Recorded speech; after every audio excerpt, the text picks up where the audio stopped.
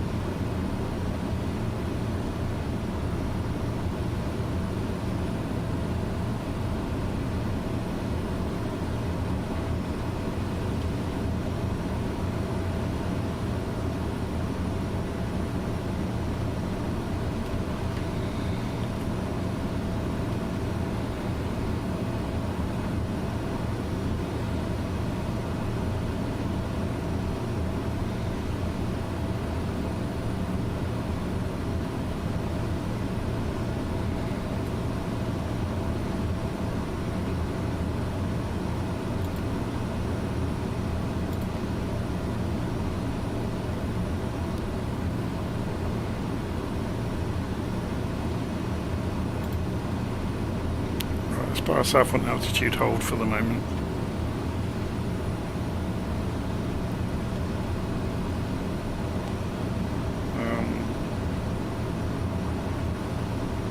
How far are we going on this leg? Quite a long way. 100 miles. I'm just trying to think, to see the scenery, it'd probably pay to be a bit higher, wouldn't it? So if we go up to 5,000 and we do a...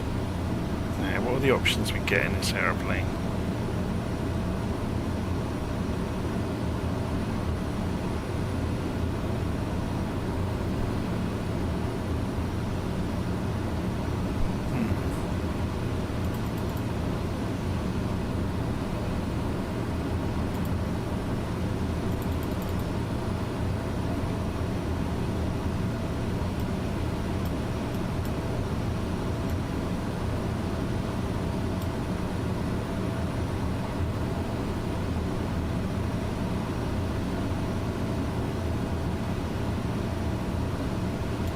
Trying to remember how it works.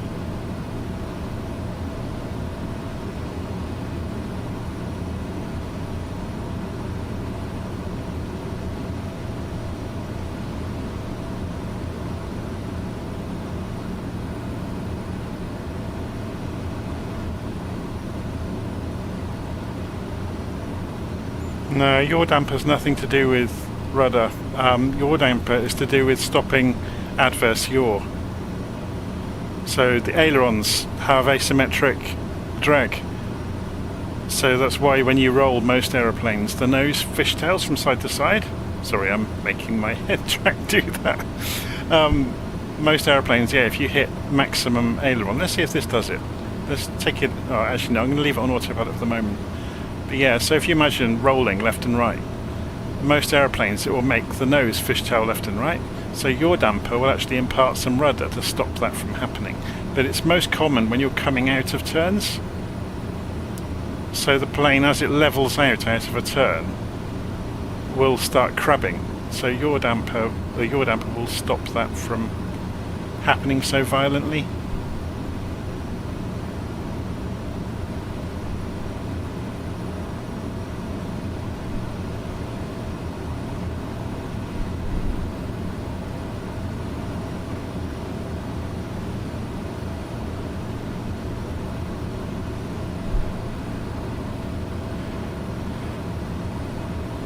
Oh, I just remembered how this works. I'm being an idiot.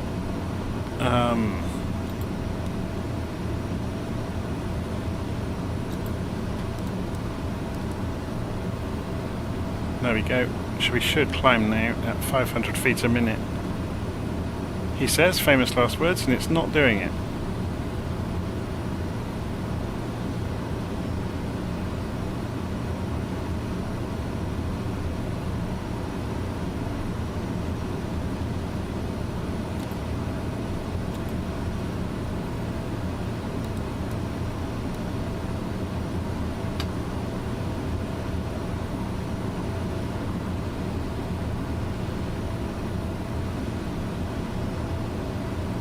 Altitude hold is just going to hold the altitude we have, but then using the pre-selector, do we have to go vertical speed mode then?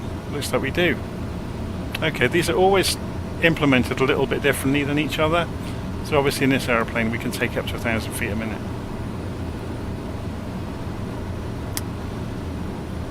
So yeah, you have to arm it, and then normally what I was expecting on many of the altitude pre-selectors, it started flashing because we're within.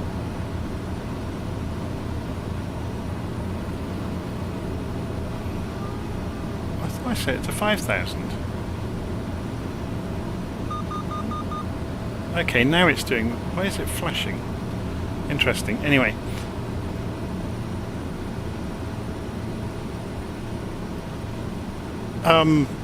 Some of the models of pre-selector, as soon as you arm, they will go to 500 feet a minute anyway. But this one obviously doesn't. You have to go to vertical speed to then set it. But that differs from some of them. You can just arm it and then use the vertical speed control. Obviously this one doesn't do that either.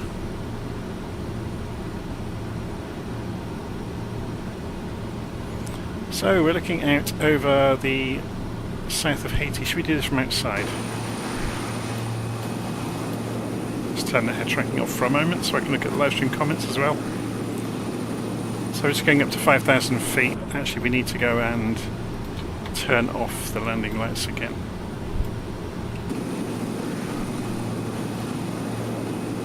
So shall I put the map up so we can see where we are? So we want this on minimal. Recent window layouts, minimal, there we go.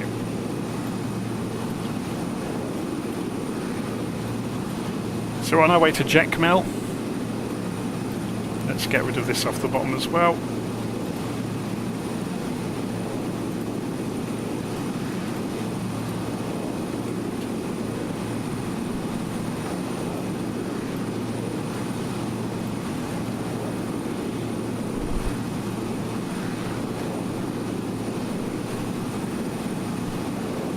What do I think of the PC-21? I've hardly used it, to be honest. I think this is probably only the third or fourth flight that I've done in it.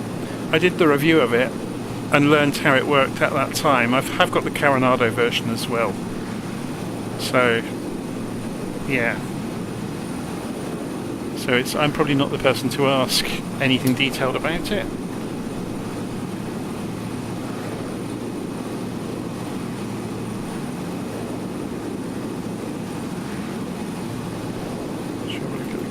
Down here. I guess it'll get more interesting when we get into the islands, won't it?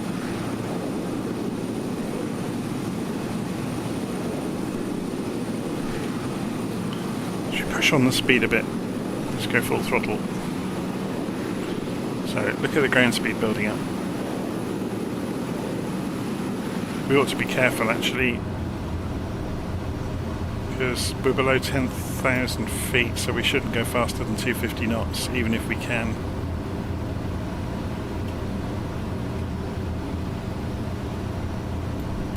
This is still flashing away, look.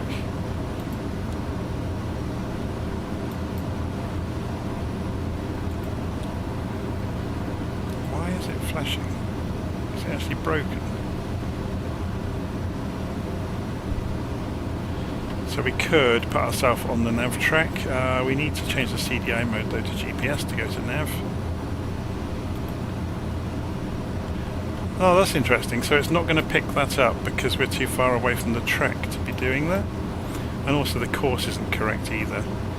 So the controls for this, it's all a bit squirrely. They're all down here, look. So let's switch the course round. Can we accelerate that? Yeah, we can.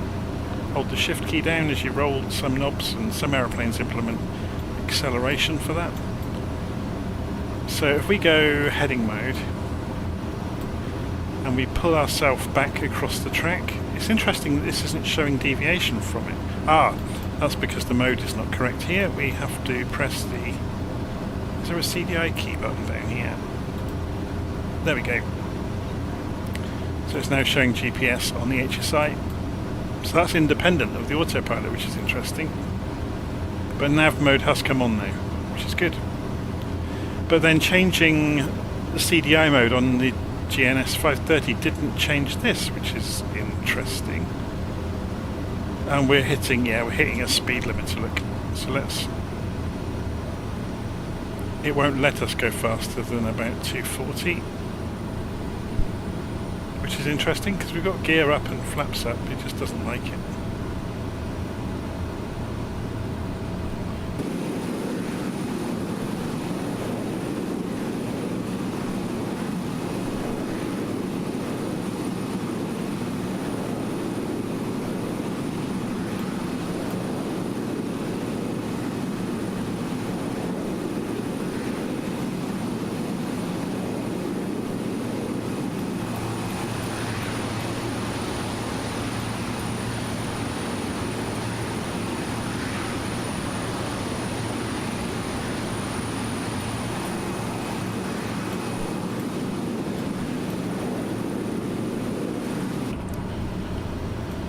So we should start turning right in a moment. We're just approaching the GPS track. If we zoom in here, you'll see that.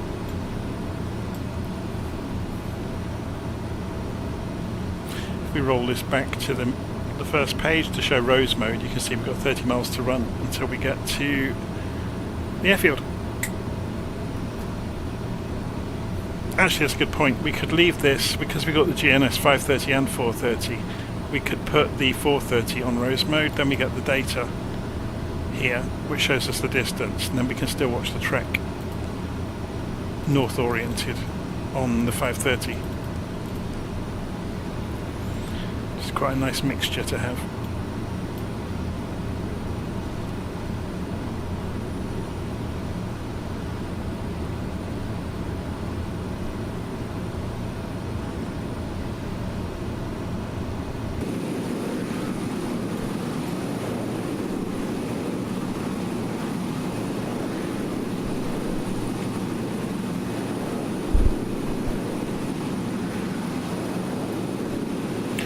Les Palmas is off to the left of us, so if we go inside, turn the head tracking on,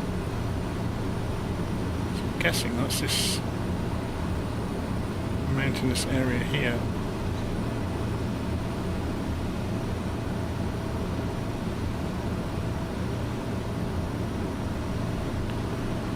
Squeeze by the co-pilot for a moment.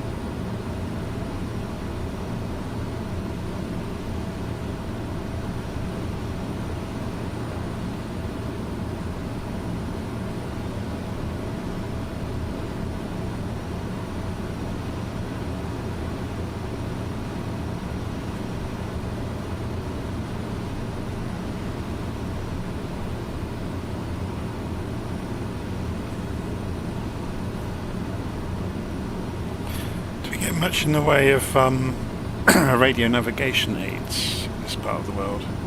There's a VOR over there at Tucson. What about Cabo Rojo, or Cabo Rojo is that?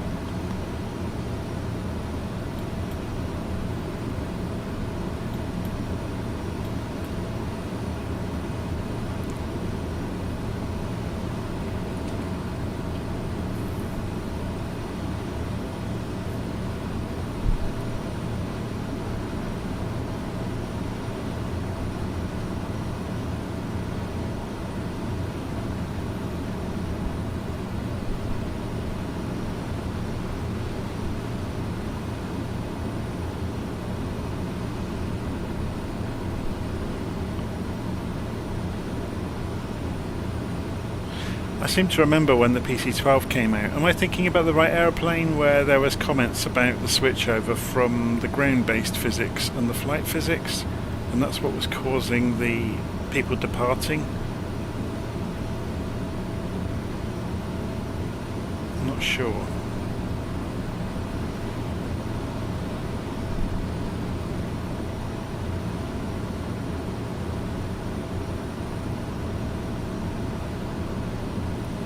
Yeah, there is a good chance we may switch aeroplanes. I think I've got the black square aircraft installed. Let's go and check the file system. So if I go to the community folder, actually no, I haven't got it installed at the moment. Oh, I have, sorry, I've got the TBM 850. That would be a perfect aeroplane to do this in, wouldn't it? So maybe we'll do that.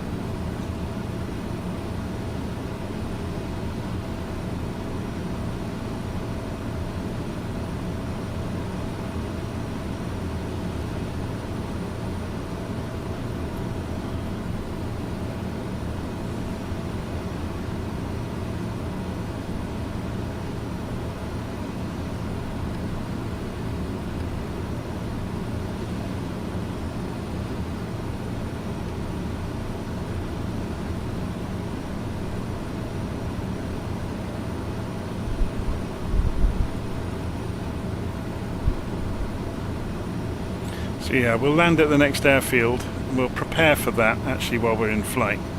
So what we're going to do is go window, open window layout, default. We'll take that first waypoint, or first two waypoints off the route.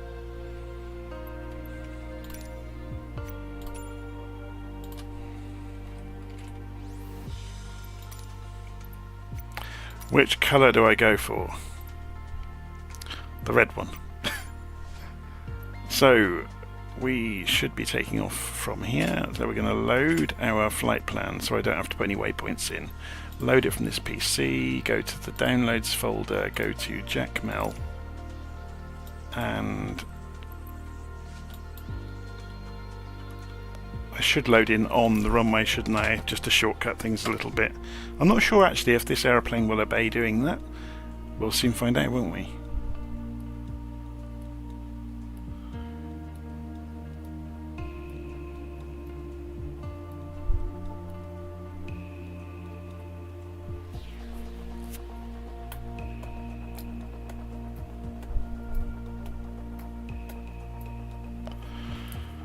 Right, let's see what happens.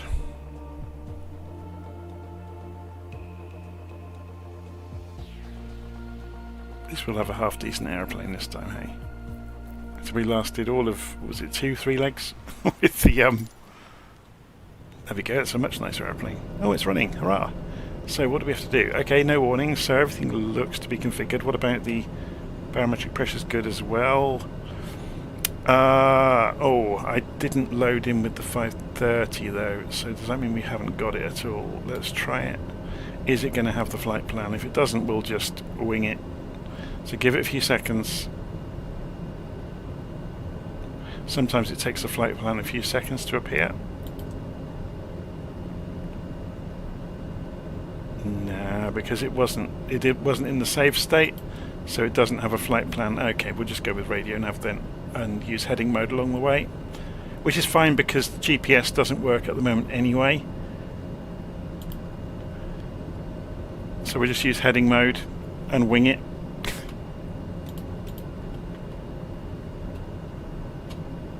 I do need to change the controls though to put them on TBM. I think I've got it on a single engine actually, thinking about it. Let's have a look.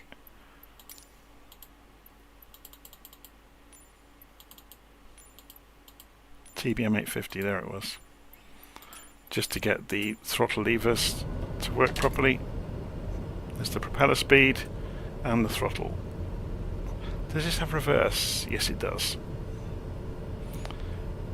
And let's just have a little double check around, see how it's been configured. So bleeds on auto, air conditioning is on, auxiliary boost pump is on auto, fuel select is on auto, that's all looking good.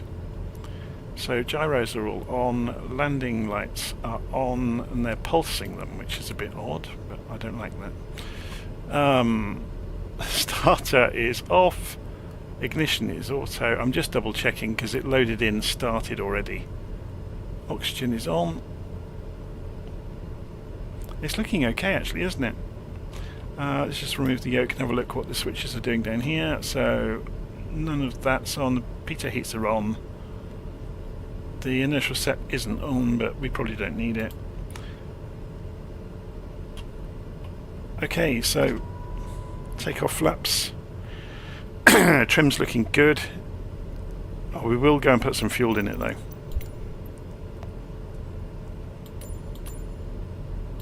Can we do it from here? Yes, we can.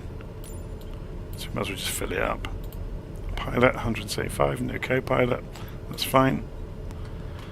Okay, much nicer aeroplane. Hurrah!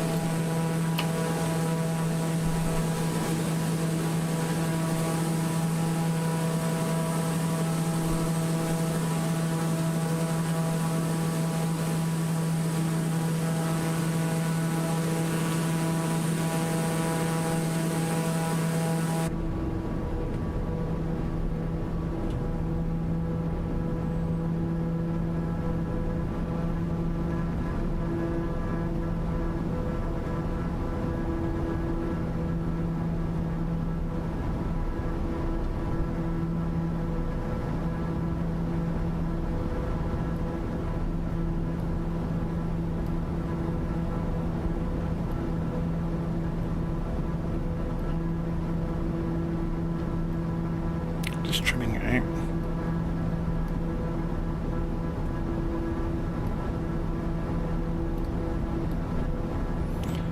Okay, this is going to be a lot easier to handle, isn't it?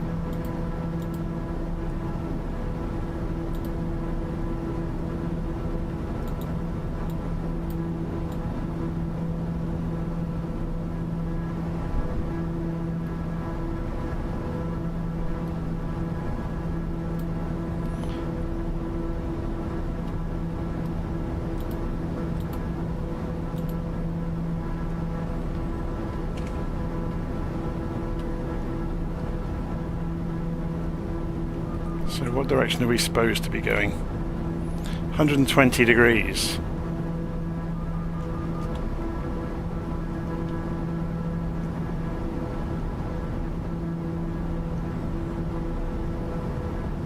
Across the bay.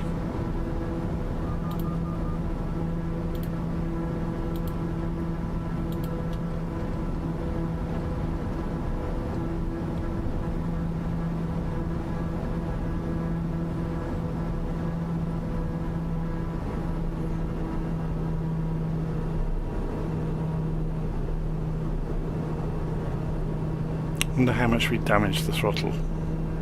The engine, sorry. So let's go and have a look. Oh no, it's still okay. That surprises me. I would have thought running that above 100 would have ripped the engine up, but apparently not. So we're climbing out 1,000 feet a minute to 5,000. Sorry, to, let's just check, to 3,000. Should we go to 5?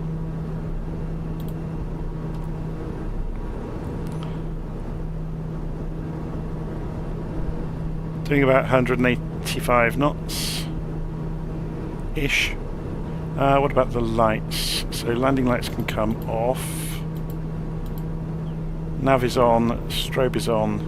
That's looking good. Hurrah! And it's a much nicer looking aeroplane.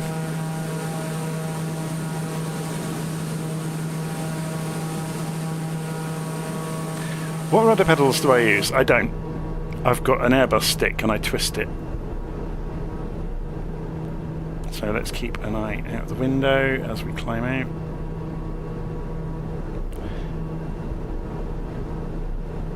Why has that stopped climbing?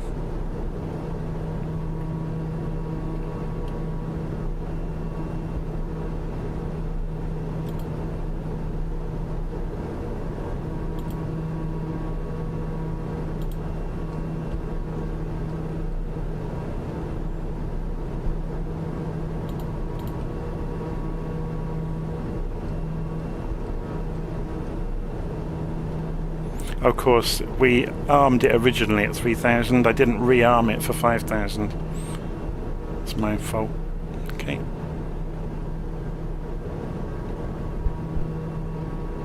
So we're off across the ocean. Where are the fuel gauges in this thing? Just to make certain of what we're doing.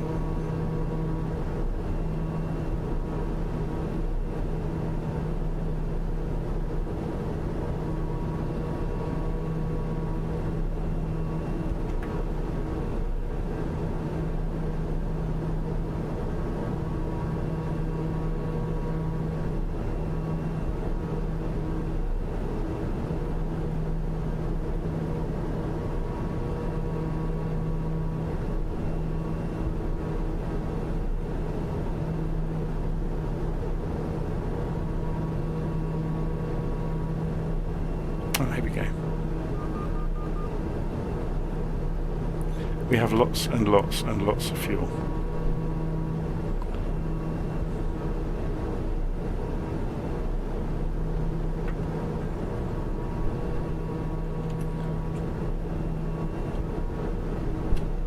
Okay. So heading off across the ocean, we can tune in the VOR over here at Cabo Rojo 11430. So we want nav 1 11430. Oops. And Oh, I didn't actually look to see what the range was on it. So this is showing VOR, obviously.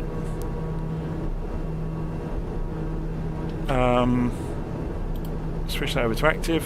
This should come alive, and it does. And we've got 35 miles to get there, which is good. The actual VOR is that direction.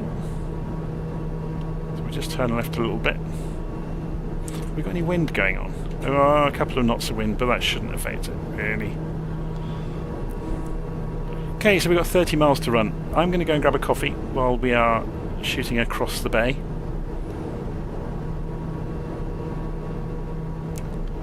So I'm going to turn off head tracking, put us outside for a few minutes to enjoy the scenery whizzing by.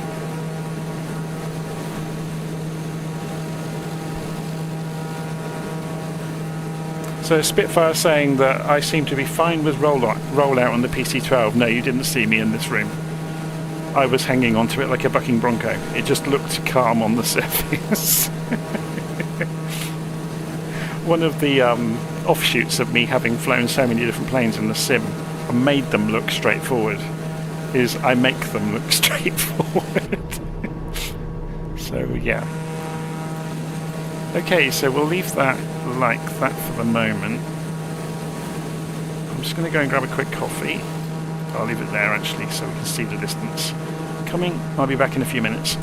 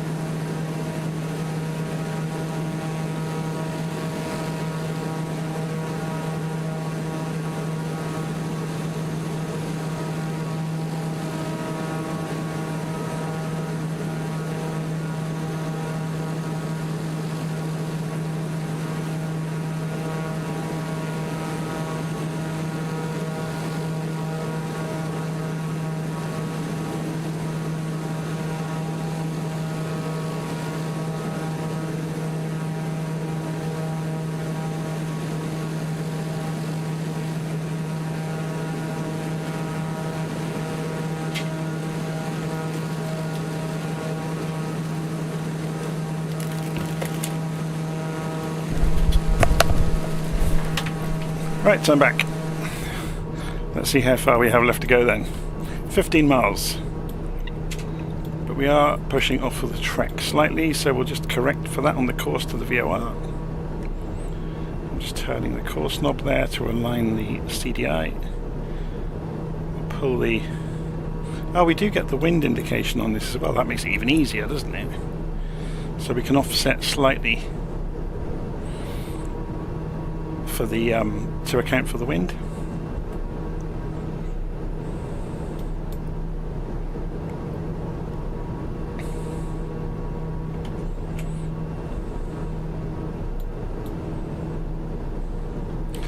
So, based on the wind, we need to turn around the airfield and come back. But then we'll cut across down to the coastline, I guess. Oh, actually, no. We want to get down towards the islands as fast as we can, really, don't we? So we'll just straight line it between the airfields to begin with. When we get to the islands a bit further on, we'll start flying the coastline. Otherwise we'll be here all day, all night I should say. So if we look out in front of us, you can see it hasn't drawn in the airfield just yet, but it should do very soon.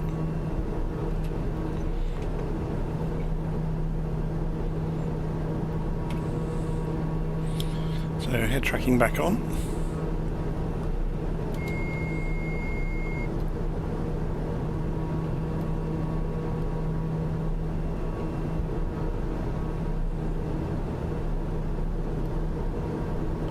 Start descending.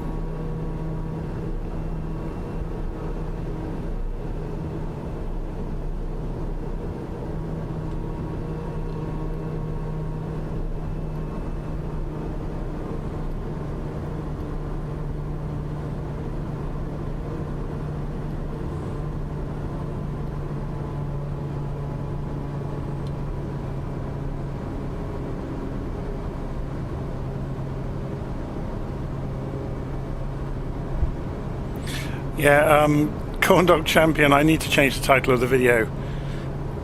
Sorry, excuse me, I need to have a swig of coffee as well. We switched out to the PC-12 pretty quickly because it was extremely frustrating. And we wanted an airplane that wasn't going to be a pain in the backside for the entire flight.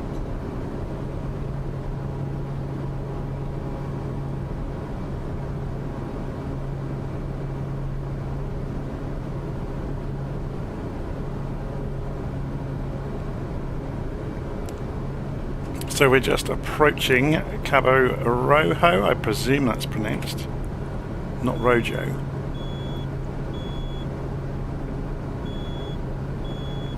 Oh, look, we're getting warnings because of the speed, because we're at 250 knots.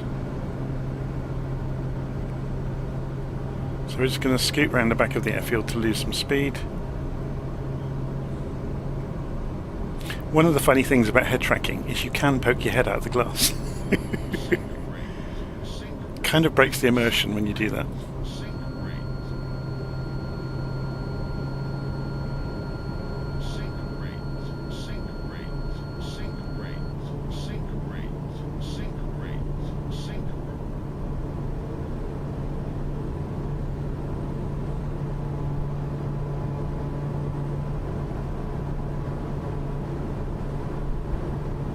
It's a nice long runway anyway.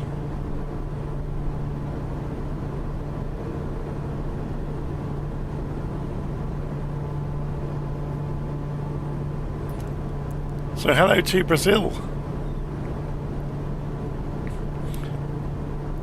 Just spotted your message in the live stream. So we'll go and put the landing lights on.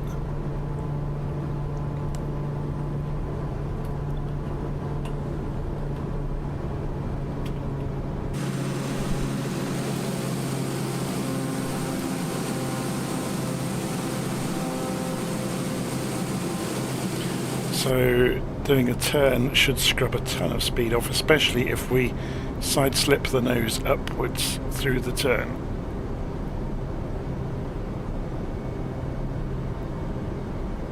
It's an extremely steep turn.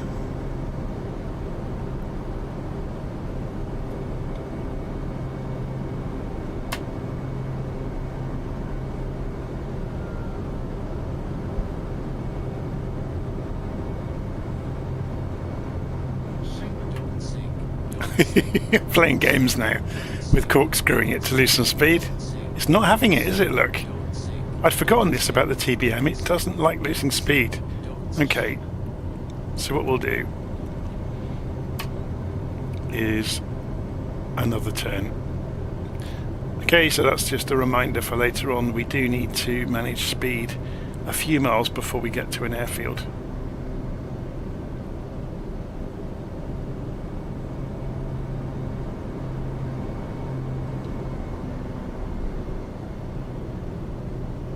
I'm just looking at that torque meter.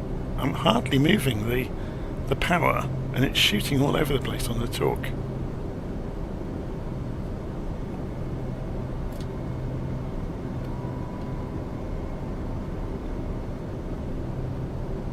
We are not losing that speed, and it's getting to be concerning.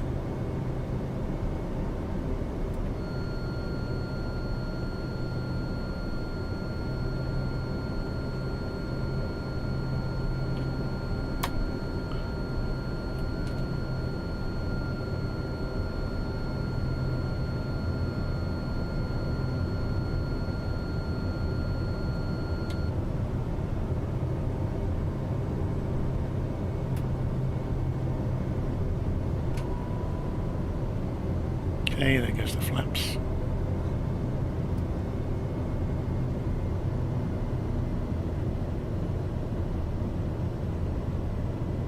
Sink rate. Don't sink. Don't sink. Don't sink. Don't sink. Don't sink. Don't sink. Don't sink. Don't sink. Don't sink. Don't sink. Don't sink. Don't sink. Sink rate. 500.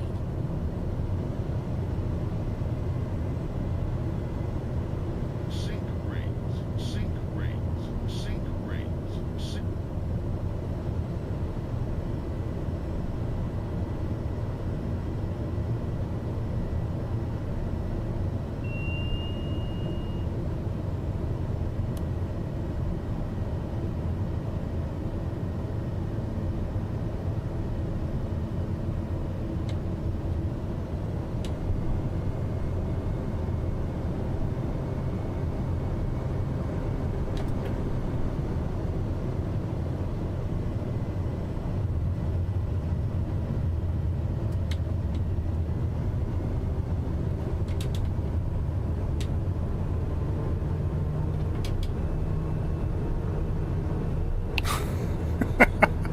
That was funny. I was just playing, while we were going down the runway there, I was playing with the levers on my controls to see what effect they were having on the torque and the propeller speed, which probably isn't the best time to be doing that, but everything becomes a test flight with me, unfortunately.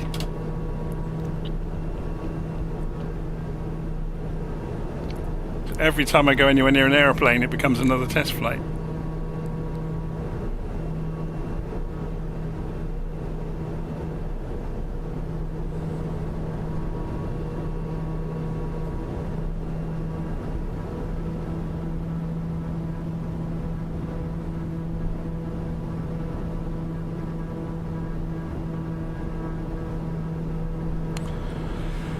Okay. Still haven't had that swig of coffee. 70 degrees we want on the course.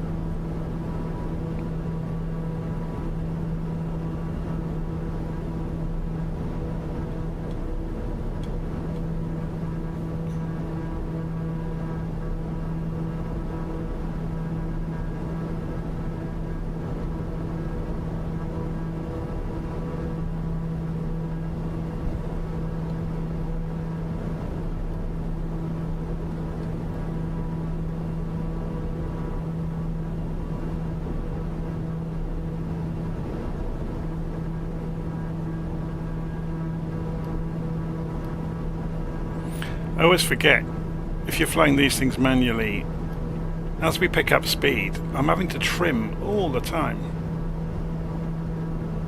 They really don't sit in a stable manner at all.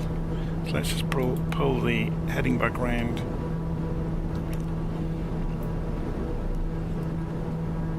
So let's put the autopilot on, heading mode on, go and set our target altitude. So 5,000 will be fine. Arm it. Actually, we don't need 5,000.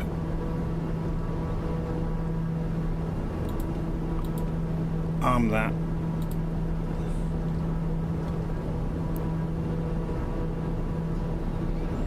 1,000 feet a minute up to 3,000 feet. Now let's just check these hills. Do we get the plot in here? Yeah, we do. Yeah, we'll be fine. Look, 6.5 it wants. Okay. Let's do that then.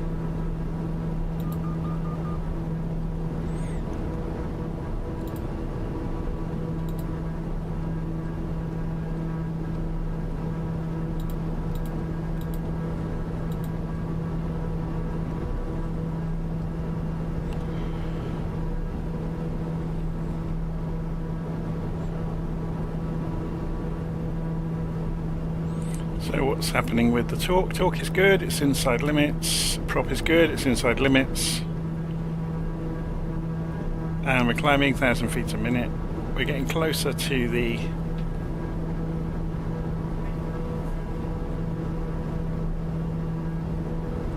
VOR beam, but if we want to get back onto it, we can just use heading mode to make that happen. So we'll go 10 degrees across it. So we're just closing this gap.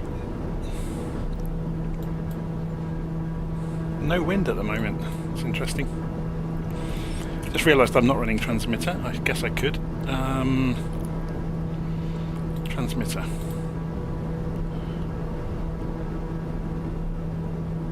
That's all correct. Connect that. So you should get a little red aeroplane for me as well now. There it is.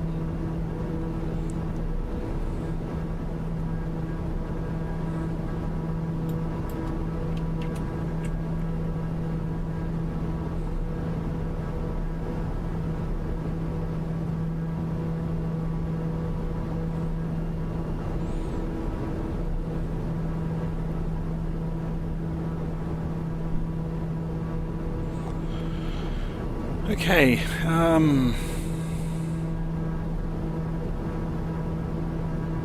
so obviously we have no GPS, so we're having to be a little bit creative and use LittleNavMap.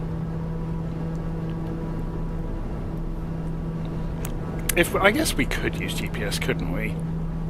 It'd make it easier to see in the cockpit where we are and where we're going. So let's just open up the 530 and we'll program in the most immediate waypoints. So, wait for it to load up. So, flight plan mode. We are going from MDCR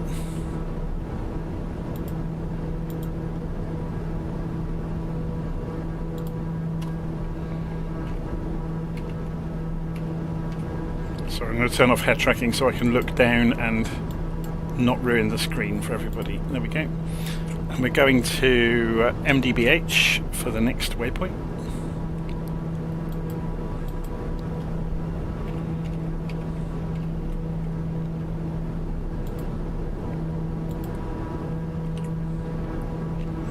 And then across to MDJB. It's an international airport though, but we'll probably have a look around Santo Domingo when we get there. MDJB. Okay, so let's go and key that in.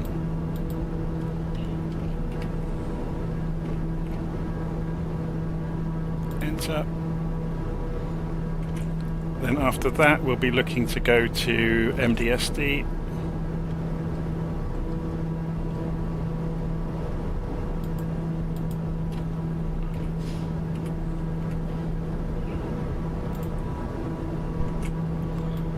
Then MDSP. I'll do as far as the coast of Dominican Republic and then we'll reprogram when we get there. MDSP.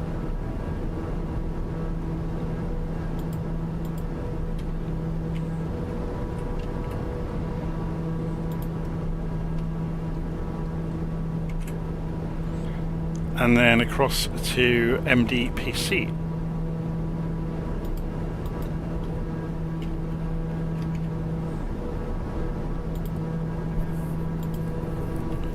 So we now have a flight plan. Obviously though, it's got the wrong, or it doesn't know where we are on the flight plan.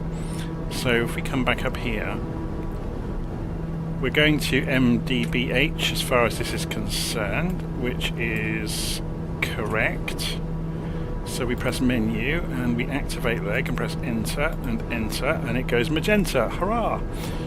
Obviously nav mode won't work though because there's a bug in the sim at the moment. So we're just coming up. Oh, we didn't arm correctly on the altitude. Oh yes, arm wasn't lit up, was it?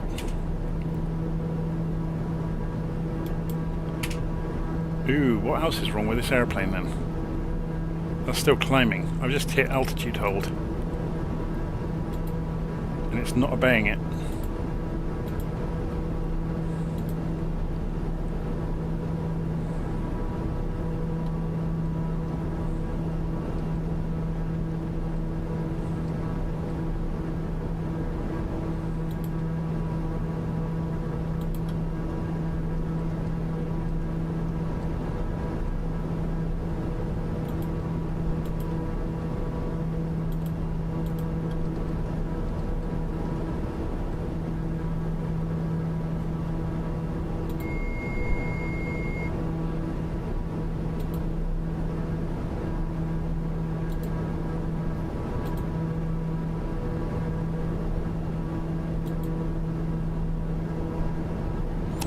Autopilot's broken. Now, have we got failures enabled?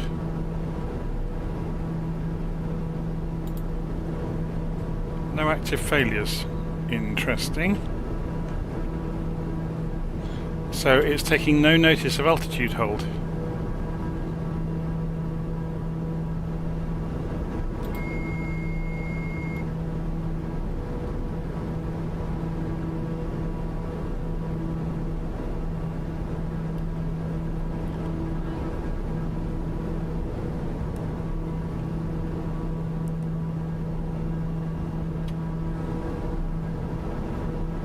So there's no failure enabled, but yeah, it's not behaving itself, is it? So if we go autopilot back on again, is it going to go straight back to 1,000 feet a minute? It is.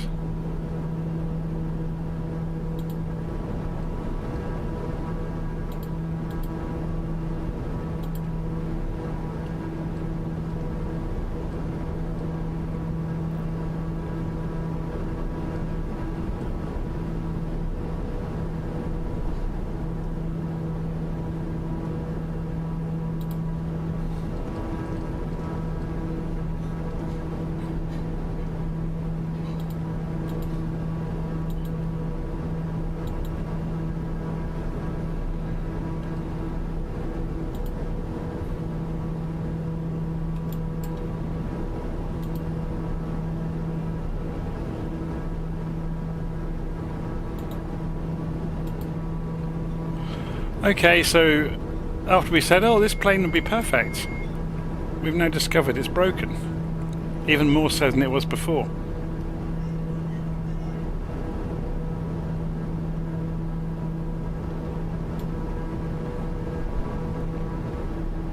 That's a really good point. I've just seen a comment from somebody. Have we enabled it? Yeah, it was on, because should we cycle it and see if it fixes it?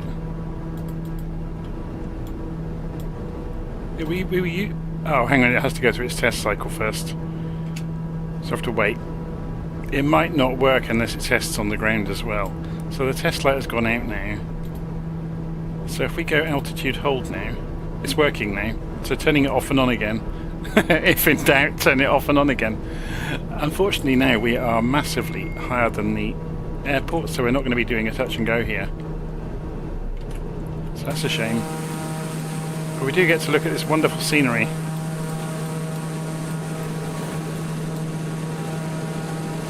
That's where we would have been going. Oh, I guess we can circle round, can't we? So let's turn autopilot off. Head tracking on.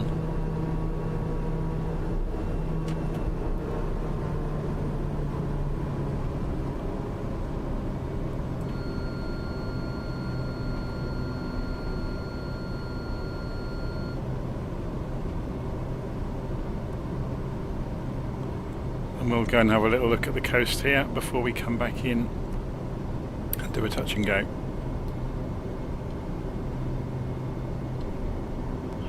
So that was interesting. So the autopilot broke, or went wrong, and we had to cycle the power on it, and then it started behaving again. Very odd.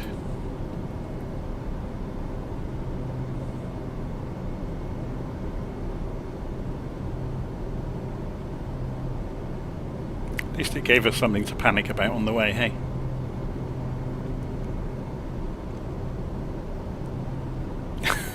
Somebody commenting about a Robotics 28K modem. I remember those. And then we got a 56K modem and we thought we were it.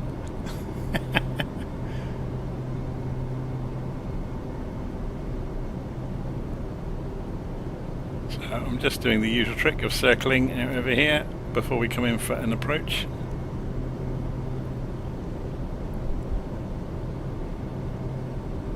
Circling over the bay, bleeding the speed off and descending.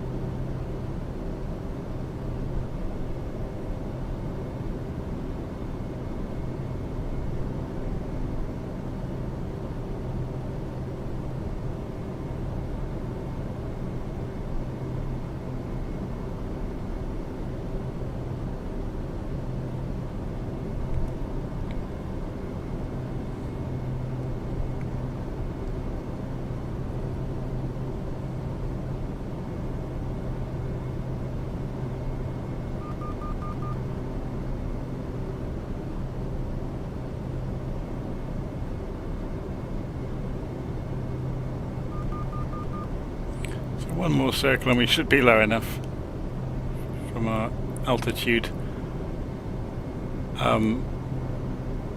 adventures. Or escapades is probably a better word.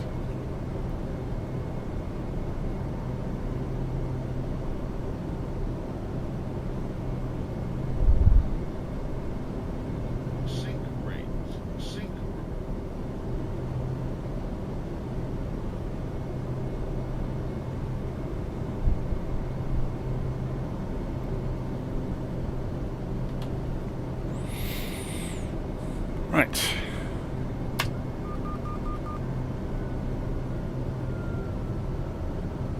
There goes the gear. I think we left the lights on earlier, didn't we? Yeah. They switch off when the gear comes up anyway, but...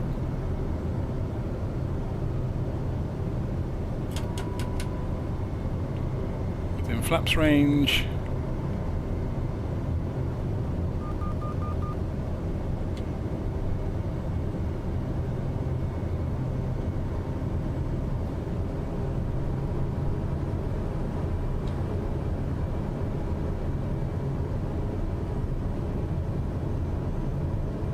Do this a bit more by the book this time, shall we? A nice approach following the puppy lights in. Oh, there's a yacht down here.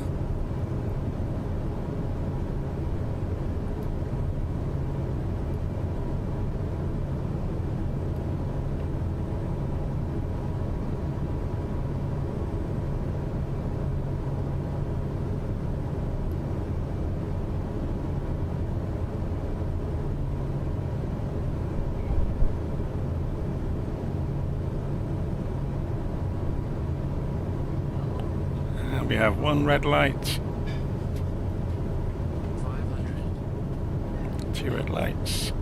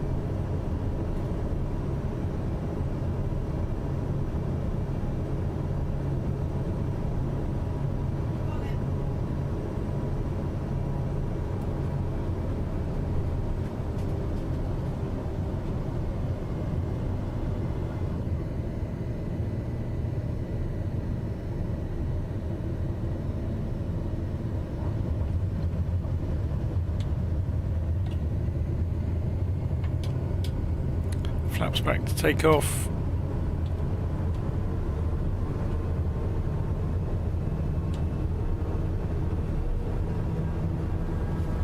Well, this really does corkscrew left a little bit, doesn't it? I'm to catch it.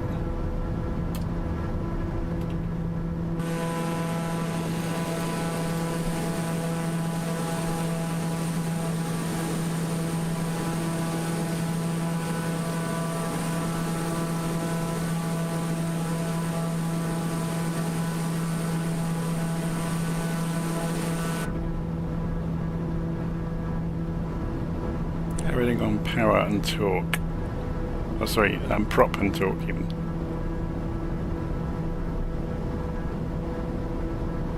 Okay, we're looking good. So, we need to turn right. And if we pull this back one... Oh, is it? Is that broken? Oh no, here comes the track. It hasn't switched legs, has it? Maybe because we're still behind the leg. Let's see if it switches over as we come past.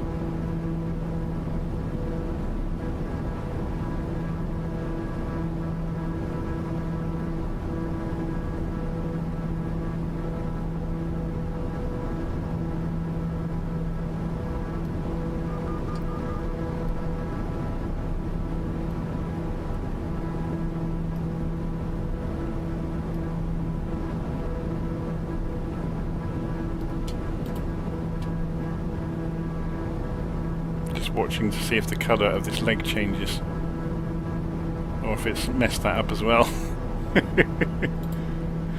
So let's go autopilot. It's on altitude hold at the moment at 1600 feet, which is fine. Is it going to hold altitude though? Let's watch that vertical speed. No, it's not. It's still climbing. So altitude hold seems to be broken. So let's take it up to 3,000 feet.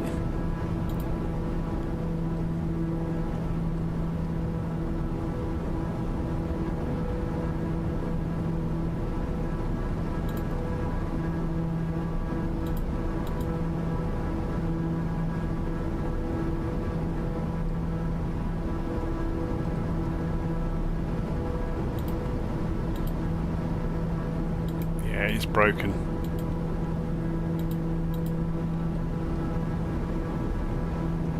That's a shame.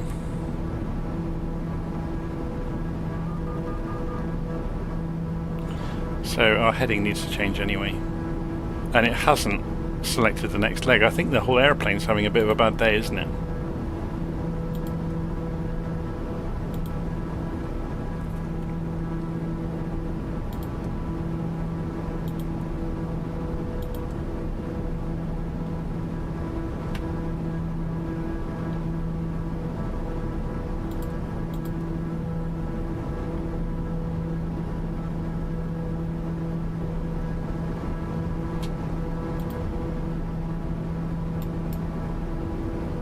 Yeah, the autopilot isn't tracking heading either now.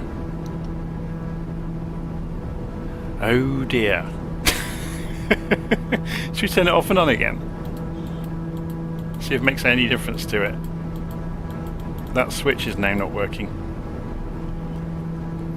Okay, I think we've got a broken aeroplane.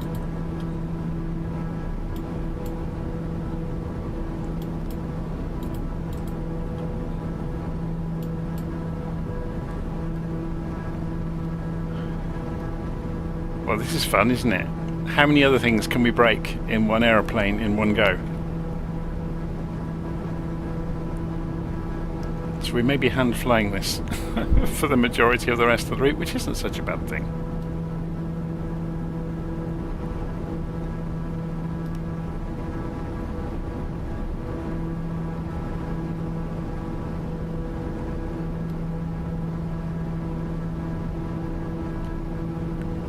So let's go and put that heading bug back in front of us. Autopilot on, heading mode on. Yeah, it's completely ignoring it. It's not even following heading mode anymore. Oh well.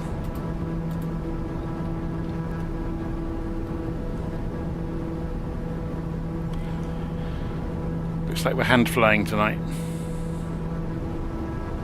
It'll keep me busy, won't it?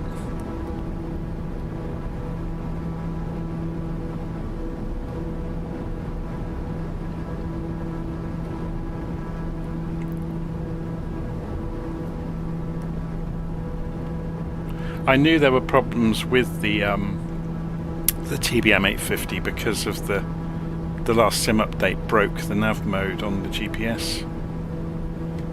I started climbing like the clappers again.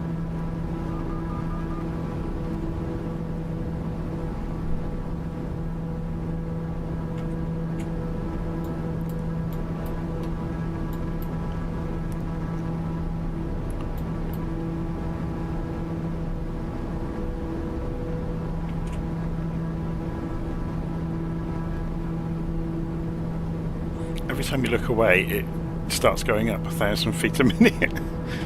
It's almost like he's not looking. Quick, lads, put some elevator trim in.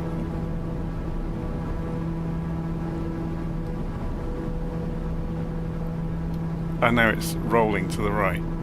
There's always something, isn't there? Nose is coming up. I'm feeding in more and more. It's because we're getting closer, or we're getting faster.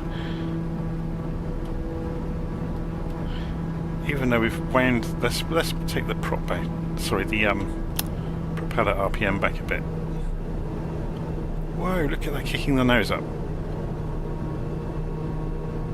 2,000 feet a minute. That came out of nowhere.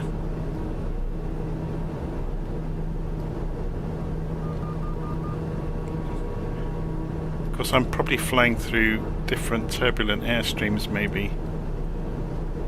We've only got 6 knots showing, though. I don't think it's been changing direction, has it? It's just the airplanes being so-and-so this evening.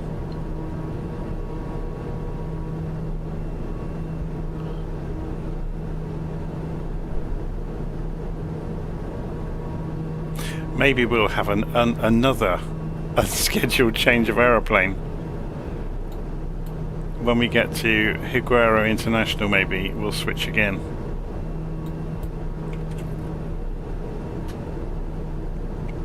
So I'm just going to turn off the head tracking for a moment. That's interesting. Look, there was a control glitch as well. The flaps were down. I've just cycled the control on my controller. This plane is having a nightmare this evening, isn't it? I didn't command that flap setting. How bizarre. You know, some days Flight Simulator just takes a chunk out of you and then you recover from that and it takes another chunk out of you. I think I'm having one of those days.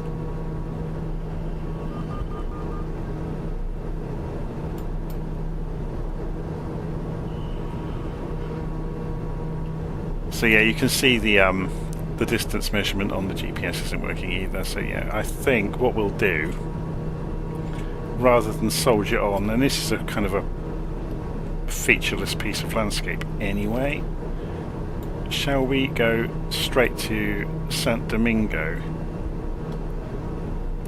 So I'm going to jump out of the flight here. I'm going to replace the aeroplane because that's obviously broken. So how many airplanes can we go through in one flight?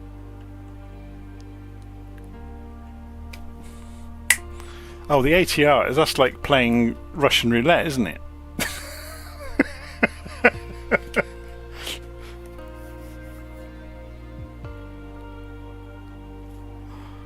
With the ATR, unless you follow the procedure I wrote up very, very carefully, you end up with the prop brake stuck on.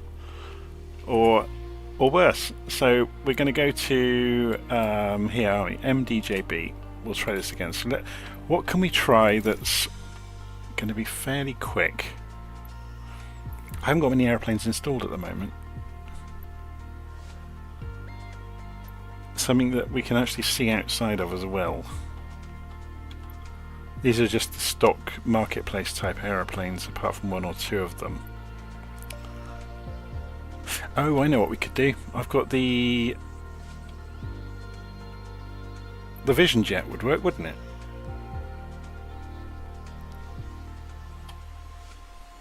And it's quick. That's probably perfect, actually. That had never occurred to me. So we were just coming across here, and we were going to come into Higuero, MDJB.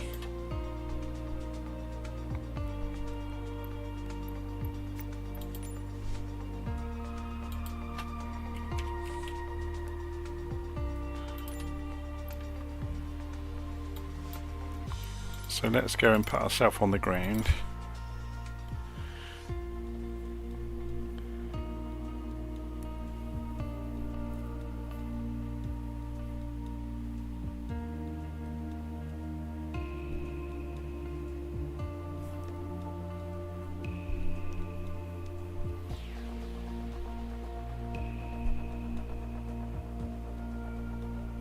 The Vision Jet's quite good for going sightseeing.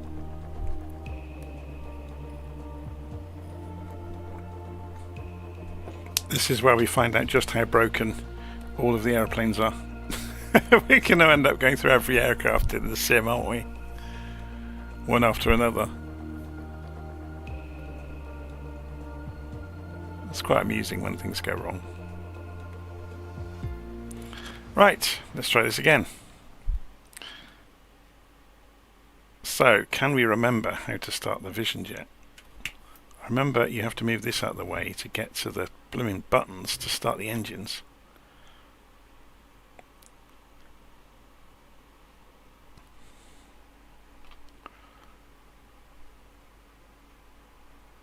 Just trying to have a little look around and reminding myself where things are.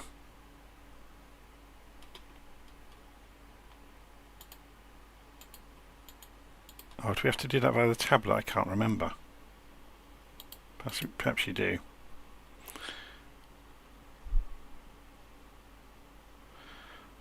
Now this used to appear in here, but they replaced it with the tablet, didn't they? So covers and protectors, registration shadow. Interesting. Chocks. So that is in the covers and protectors, isn't it? So we're going to do none of those things. We're going to do... Oh, we can cheat here, can't we? But we don't really have to. We can have a play with it. So, can I remember how to start this up without looking at instructions?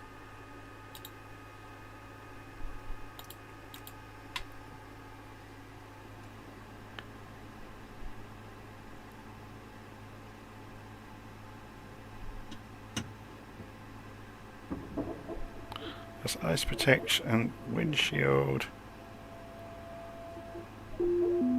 So everything's booting up. It'll do does it do a tours test? I can't remember.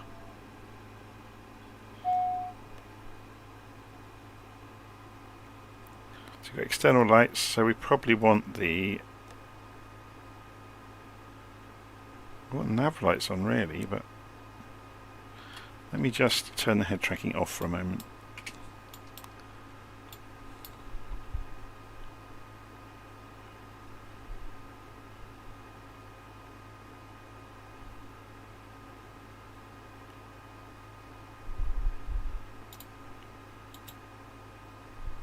I'm going to put the strobe on anyway.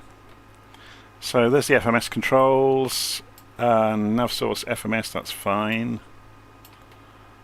Hopefully this airplane's going to work then. So there's the autopilot master switch, and yep, that's all fine. So, engine to run.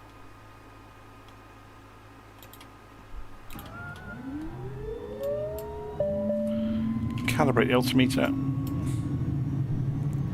It's complaining about the probe heats. They're over here somewhere, aren't they? There we go. It's complaining about the oxygen. Now, I can't remember where the oxygen switch is. Was it overhead?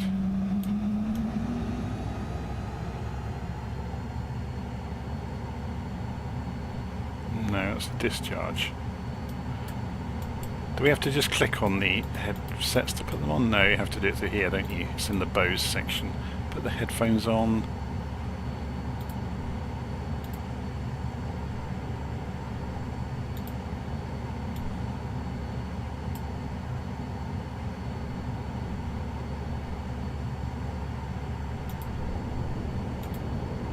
There we go.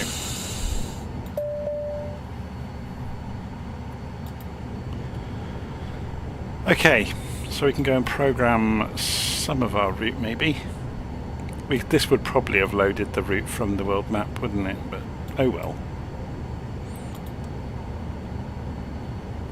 Flight plan. At origin. Where are we again? MDJB.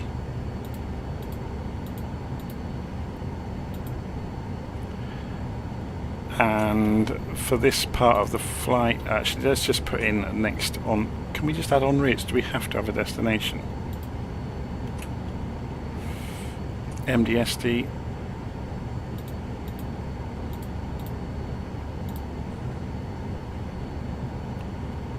Add on route. MDSP. I should have thought of this before. This would be a lot easier to go leg to leg on this one, won't it? MDPC.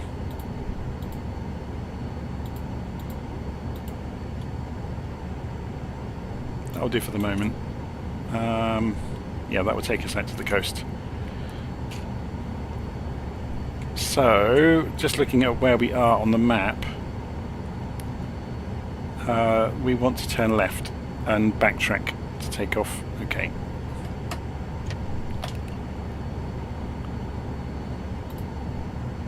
We can put the tablet away.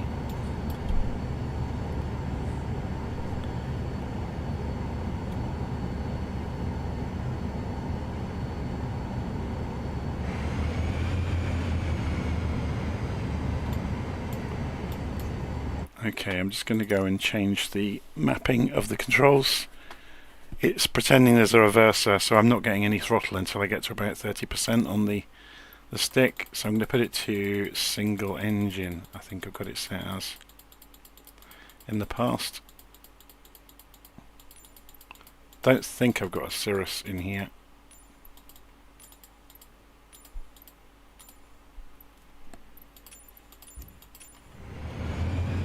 That's better.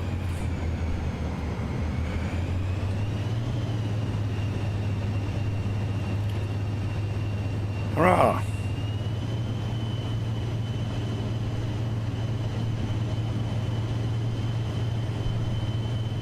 Yeah, this is going to be much easier.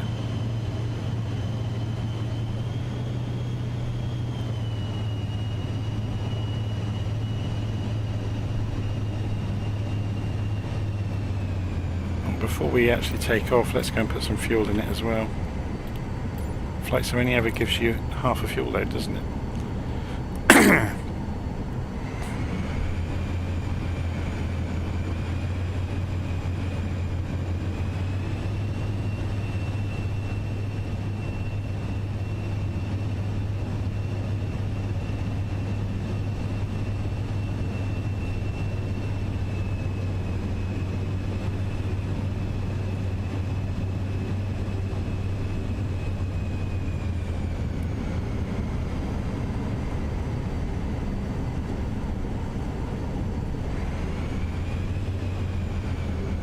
So we have 50% flaps. It's got a fade-X throttle system, so that's going to help us enormously as well.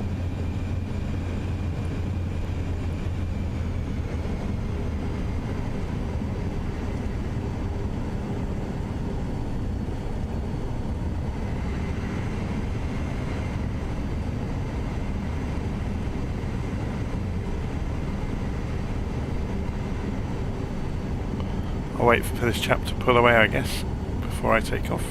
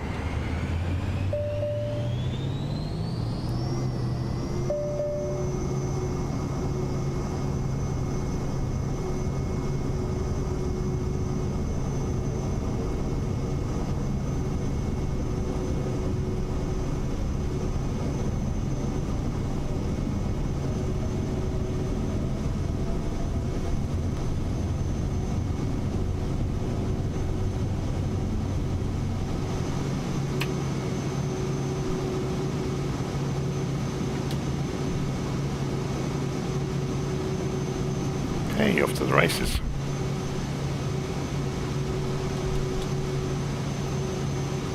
And the weather has appeared out of nowhere and got much worse.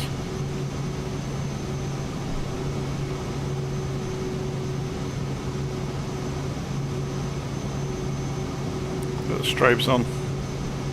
It's fine.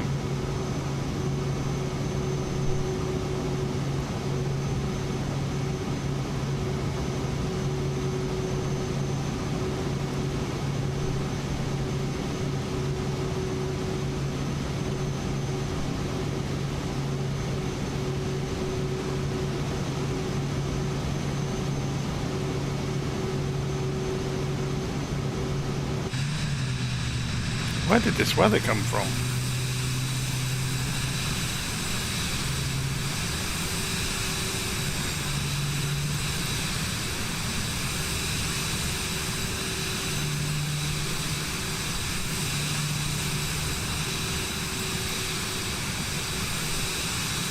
It's a really nicely modelled aeroplane, isn't it? I always forget how good it is.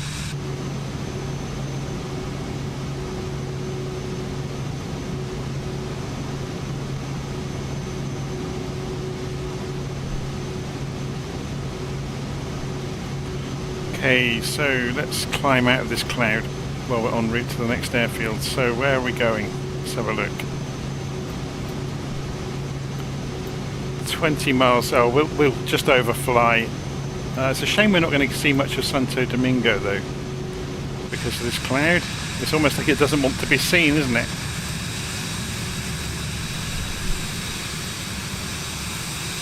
Let's climb out of the cloud. There we go.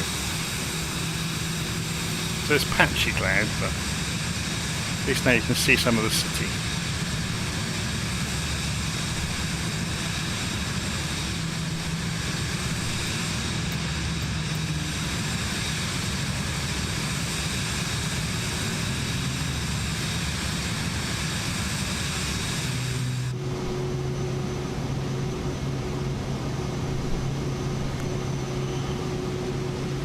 Okay, so we're coming around towards the track.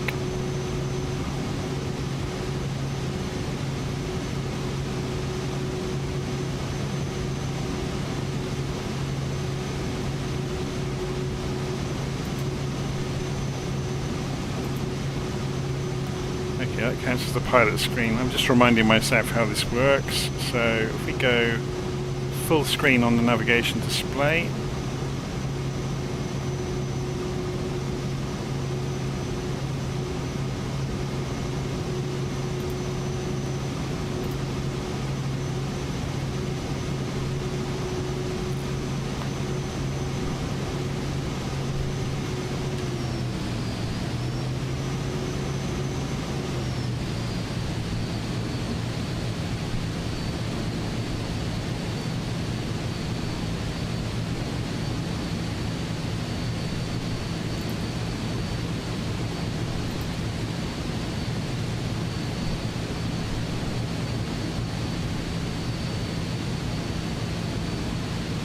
see if nav mode works. What's it going to do? It's on FMS mode. We're probably not close enough to the track for it to do anything about it. Yeah, it's using heading and nav, so that's just like other airplanes do it. I'm just going to turn off head tracking for a moment now, so we can sort that out. So what we want to do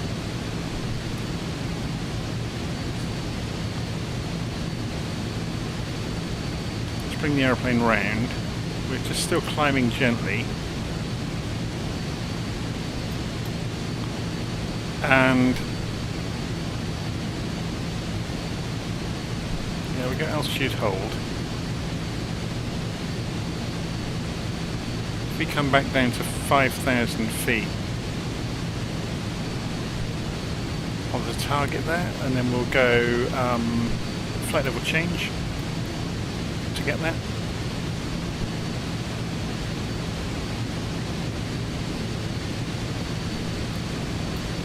So then on the MFD for the map, we should be able to use this for the range now. can. That's better.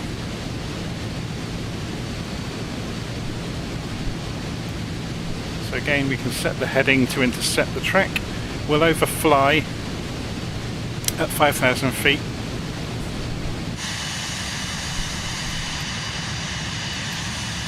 Have some fun now. Okay, so we got an autopilot that works. Does the plane have auto throttle? I don't think so. I could be wrong. I can't see anything. You've got no, it hasn't got speed mode either for the flight level changes, so you need to control it yourself. But it's fine. It's a nice easy plane to handle. So we're flashing here because we're within 1,000 feet on the target altitude. Hurrah! We have an aeroplane that we can explore with that isn't going to bite us. That seems to be working as advertised. Should we see if we can get the synthetic display? PFD map settings, PFD settings. PFD mode full. What's the difference? Split. Okay. PFD mode full. SVT. There we go. Just looks a bit prettier, especially when you've got cloud. Helps see through, you know, what should be down there. So there's the airfield that we see. It's just off to our left, so it's just down here. So we've captured now the nav source, which is good. So yeah, this plane's working. Brilliant. Well, hopefully by the time we scoot out across here, should we run Navigraph and see what the cloud's doing further down the track? So if I unload the flight plan that I had, center it up on my aeroplane, wherever it happens to be, and there it is. Let's put this on VFR mode, and we can pull up the weather in Navigraph. We want to see, yeah, cloud cover would be the good one, but we want to see at a low level, so at 6,000 feet for example. Yeah, so, okay, so we need to continue on across to, unfortunately this cloud cover is going to cover the whole of the remainder of the Dominican Republic. What about this cloud over the middle part of I'm forgetting places' names. Puerto Rico. What about the islands?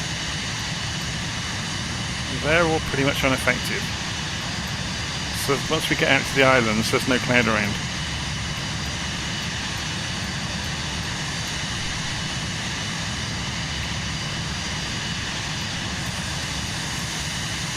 Frustrating, isn't it? It's just carpeted in cloud.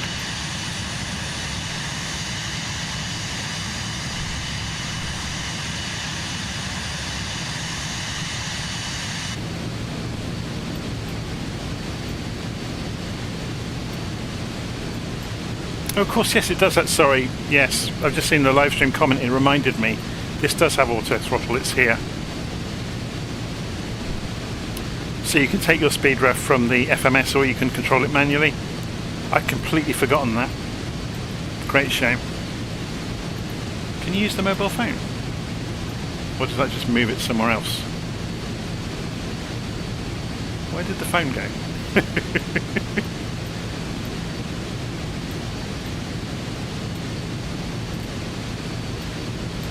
Or is that where that went after we put it down? No. Interesting. To be honest, we're just going to trundle along at a sensible amount of throttle.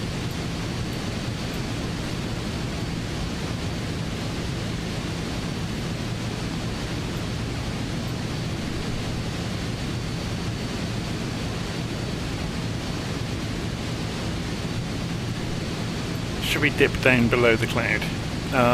So to do that we need to set our target altitude. So we'll come down to 2,000 feet. Do a flight level change to get there.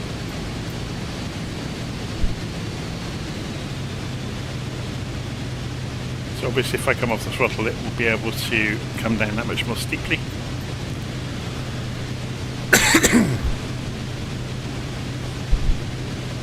Do I use DirectX 11 or 12? 11.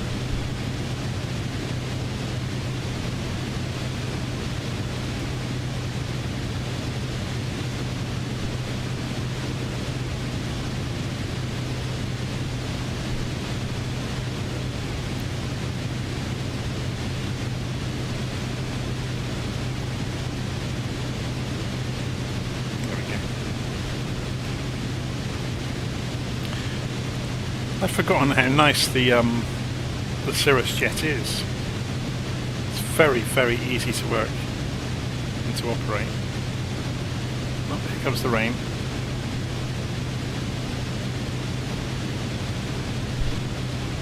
So hopefully it will come out of the bottom of the rain cloud fairly soon.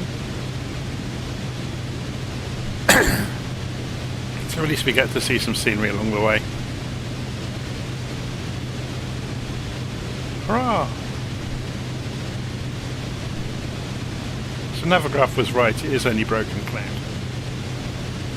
So the town we're just passing then,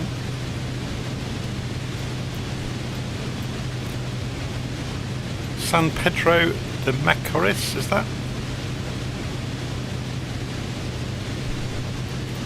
So we'll continue on and overfly these airports along the way. This is San Pedro.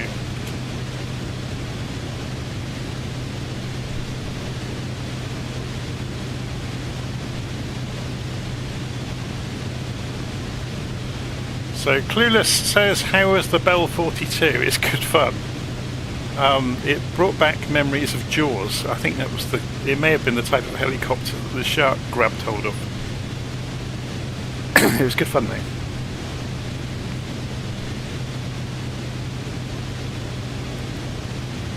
Oh, actually, no, I think the one in Jaws was was it Sikorsky? Which is the one with the glass bubble canopy? Kind of the classic helicopter from the 1960s. I think that's what they had in Jaws, wasn't it?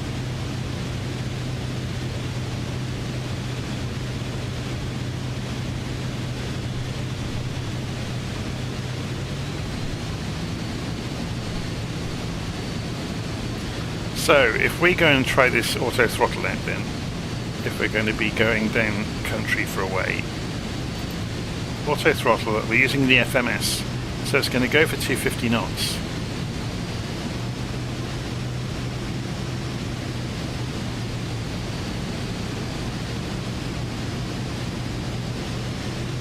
So let's see how it does that. Does it regulate this on a... Yes, it's got a servo on the throttle lever. That's quite interesting.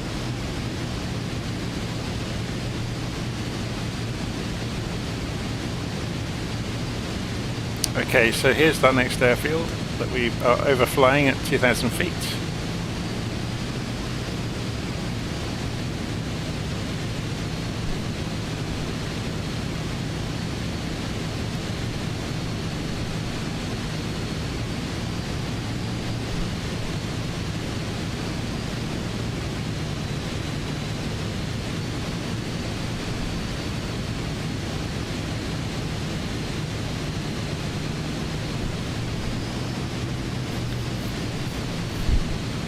Okay, so left turn. Let's increase the range on the MFD. So I got a really tickly throat this evening.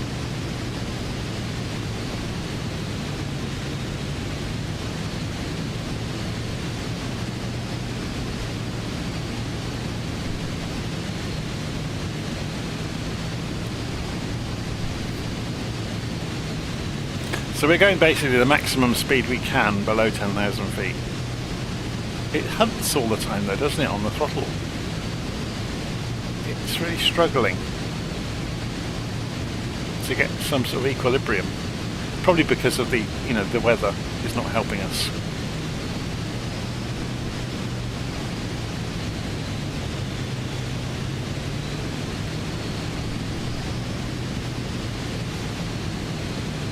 Yeah, look at the throttle, it's hunting all over the place.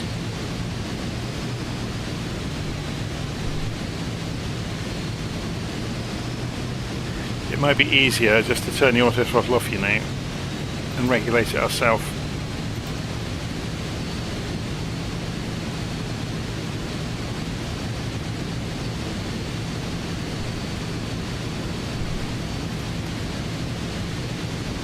We're pretty much there.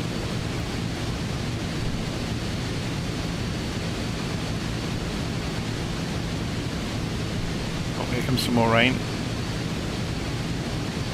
The lighting and rain effects in Flight Simulator are very good, aren't they?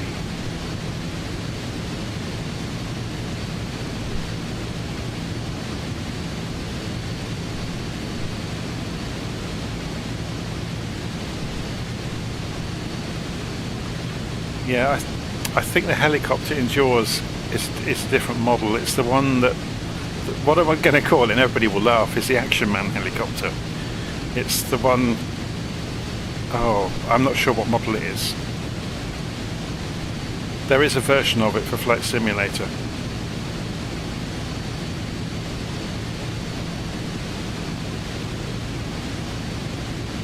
It was one of the first realistic helicopters that was developed for the sim. That's got its own external flight model.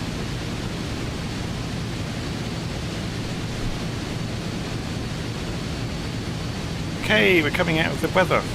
Hurrah!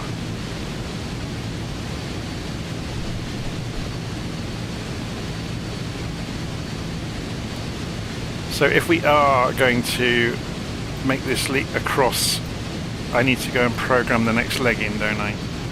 Because our flight plan will run out in a moment.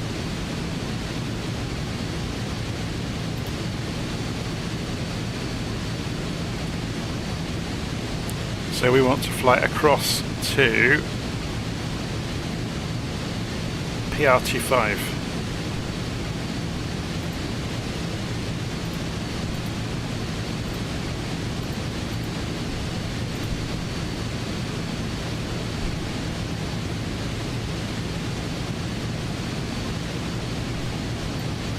After that, I guess we can remove that one. We'll just carry on down the coast of Puerto Rico. And while we're making our way across, we could get above this cloud, couldn't we? Just so we could at least get some view of things. So let's go and just going to turn the head tracking off for a moment. Let's get the altitude selector up. I wonder if this will work on... Yeah, I can use... I've got a Stream Deck. I'd forgotten I can do this. So let's take ourselves up to 10,000 feet. Just because we can, basically. And then do a flight level change to get there. And go full throttle.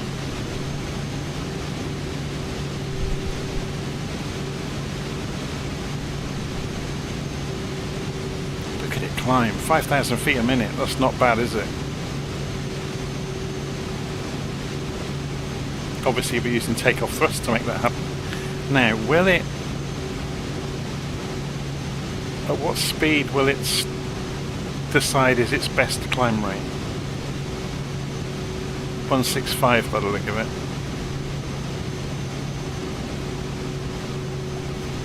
Or it would just drop the nose once it's done that, and it would go to about 3,000 feet a minute maybe, to arrest the deceleration. So here comes the nose coming down, look. 2,500 feet a minute maybe? No, not even that, look. 2,000 feet a minute? No. 1,800 feet a minute, that's not bad.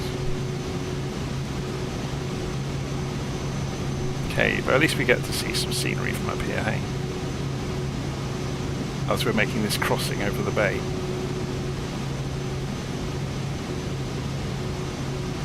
See this big weather system that we've been flying underneath. Aha, so the Jaws 2 helicopter is a Hughes 269B. There we go. So is that the one that is already in Flight Sim? That was developed by, that's got the realistic flight model that predates when Asobo did their helicopters.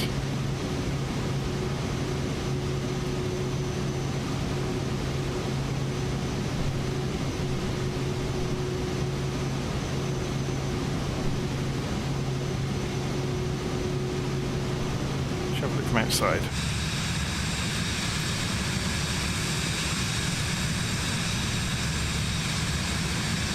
Does look good, doesn't it?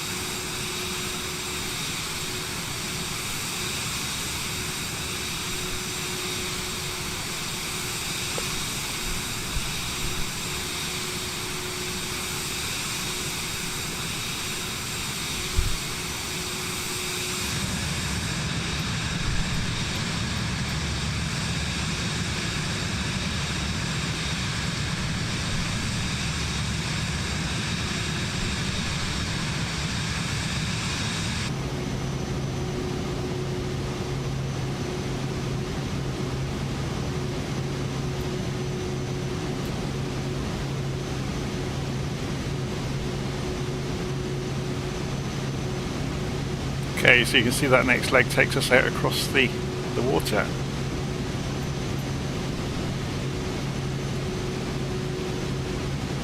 So with a bit of luck, we've got 80 miles to go across the water. With a bit of luck, we will, yeah, we've got to 10,000 feet, so the speed is now building. So if we take ourselves just above 10,000 feet, then the altitude restriction should disappear. Sorry, the indicated airspeed restriction. So let's go and see if that makes a difference. So if we go to 10,000, or say 12.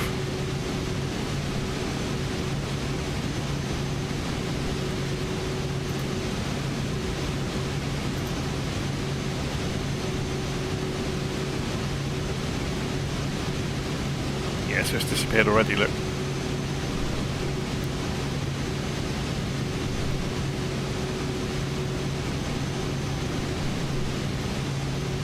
Just let it climb to 12,000 feet to make the crossing, and it should pick up some speed.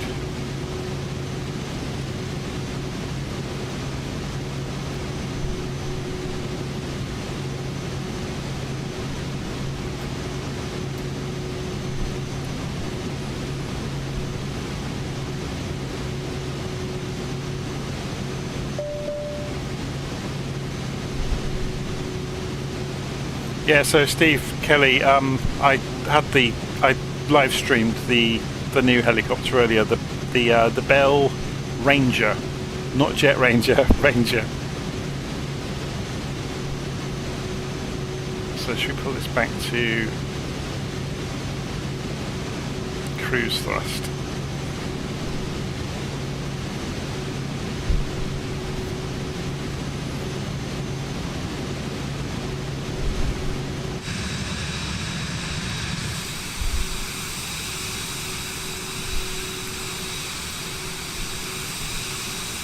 The pretty flight sim shot of the aeroplane high above the clouds with the sun.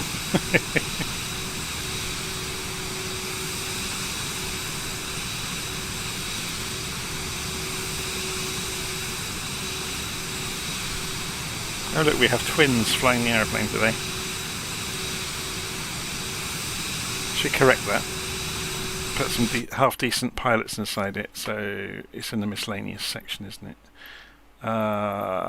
Miscellaneous pilot avatar default. So we actually choose them. So we'll have the girl and the bloke. Apply, go back, resume.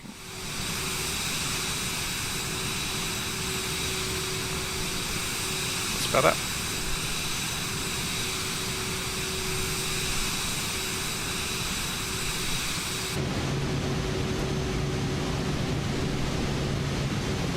Okay, so we're about to make the turn and fly out across the water. The plane is still accelerating out towards its maximum speed. I don't know whether it will get any faster than sort of 270 maybe. It might creep up on it.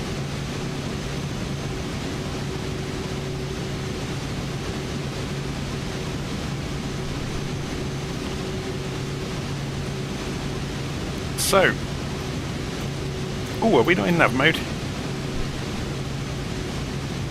No, we're still in nav mode. So it should turn any time now. And this should go to magenta. Famous last words, of course.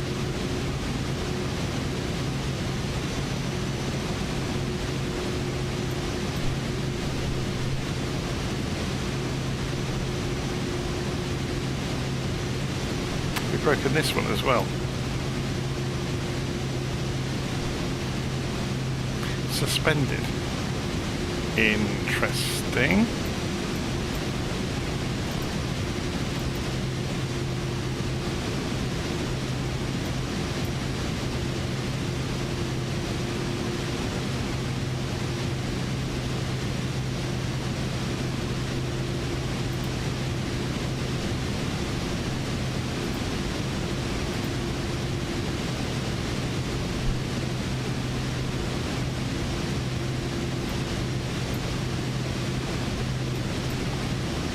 I wonder why it suspended it.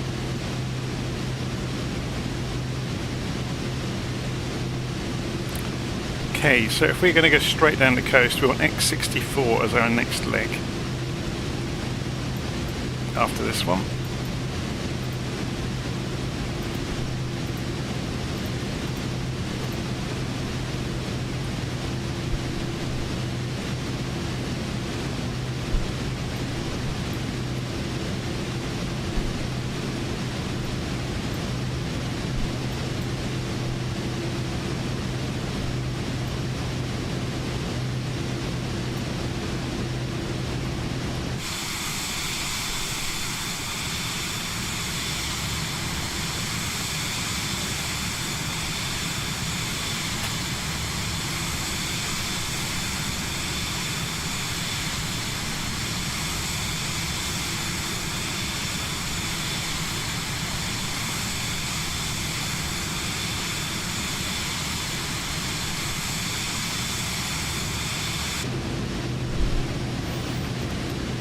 And we can go and set that target altitude back down to something sensible to come in. Yeah, we're only doing 240 knots up here anyway, so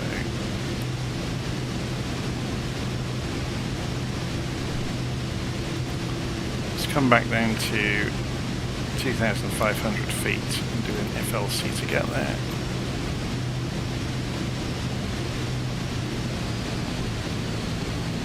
Come off the throttle to let it descend quickly.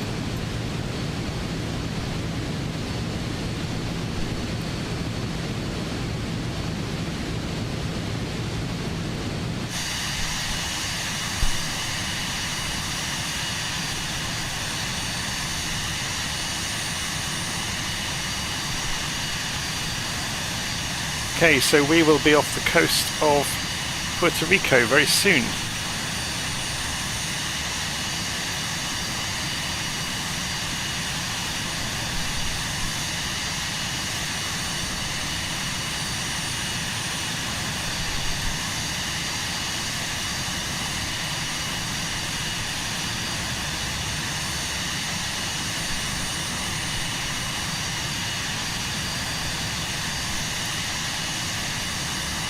We may wind the time back. It's getting too dark, isn't it? Yeah, let's do it now. Because you want to be able to actually see these islands.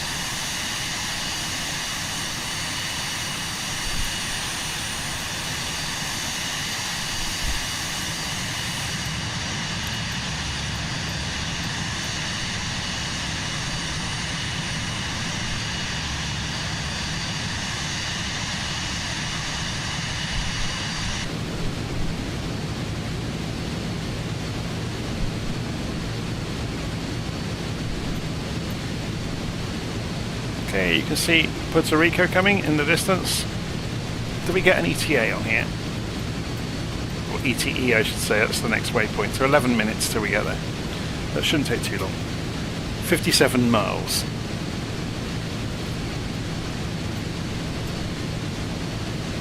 So while that's happening, I'm going to take a quick break. I'll be back in a moment.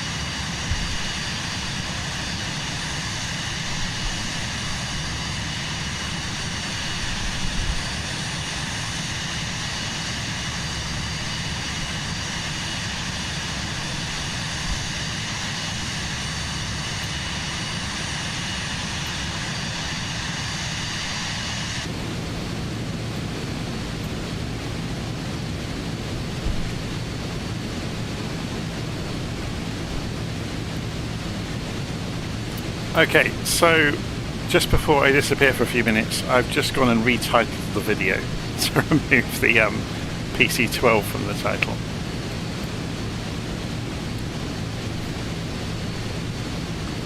So we're going to basically straight line it until we get to the islands. So we'll go along the coast of Puerto Rico, over the Virgin Islands, and then once we get down to St. Bart's and further on, we'll start to really explore properly. There's St. Martin here, yeah, so we'll fly around St. Martin, St. Bart's and so on. But the route across here we will do. Should we do a new? If we do a new flight in Navigraph.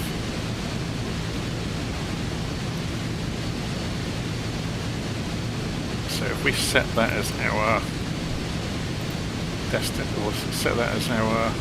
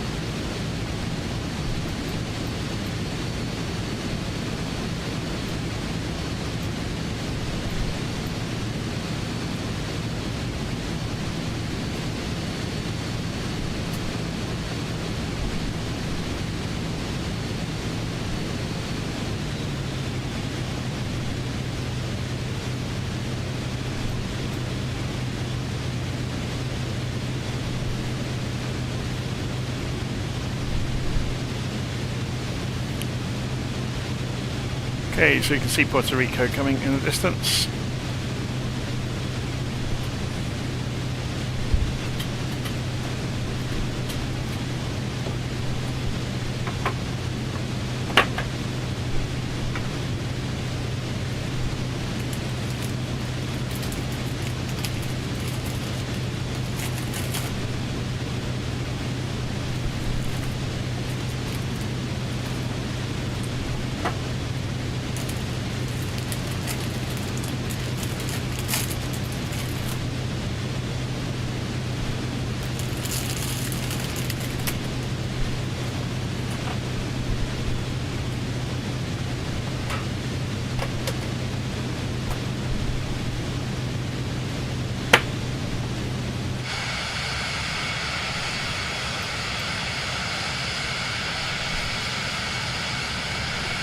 Be there soon.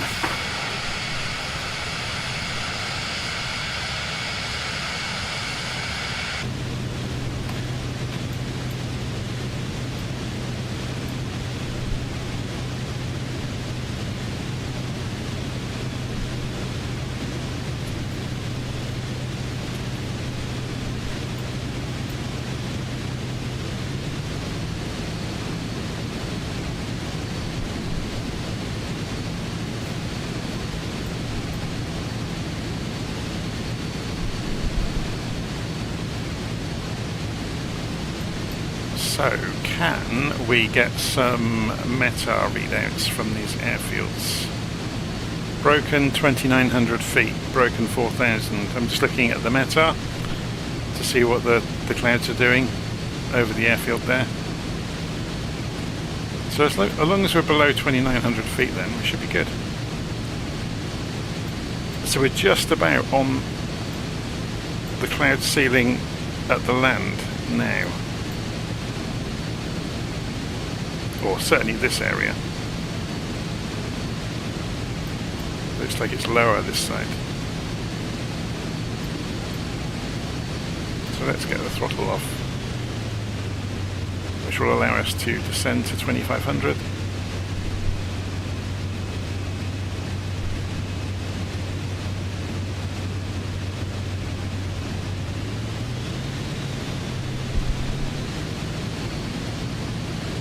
How are we doing for fuel?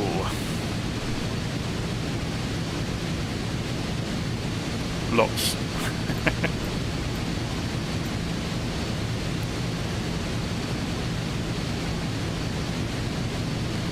And we do have altitude data for this, don't we? So here we come. So looking along the route, we're not going to be anywhere near any hills. That's good. So we can pretty much continue on at 2,500 feet.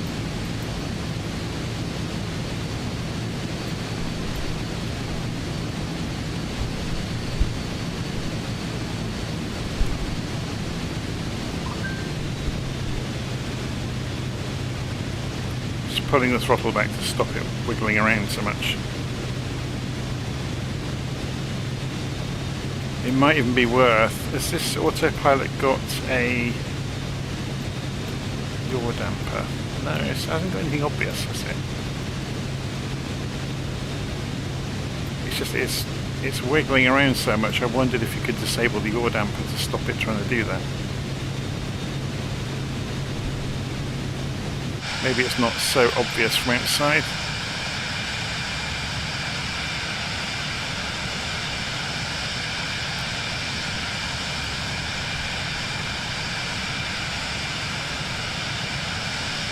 Is lots a technical term for fuel? Yes, it is. It's got a very specific measurement.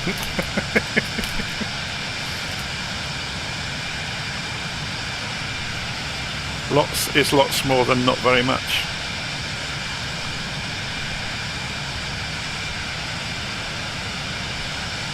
And not very much is more than not very much at all. So look, if you look under the water, you're going to start to see some of this custom scenery, I think. This looks like reefs coming up.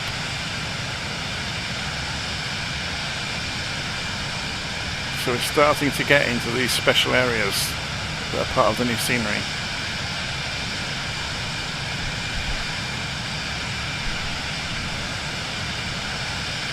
Very cool. Look at that.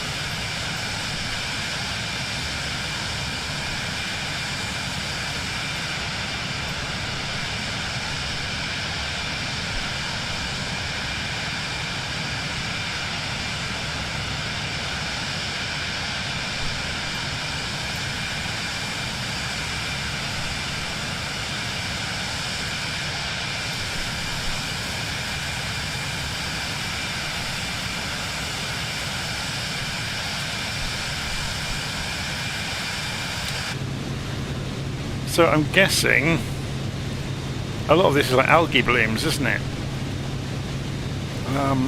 Let's have a look. just by looking at the boat is cutting through it that's down there, so you would think that would be algae that it's separating. I may be wrong, probably am.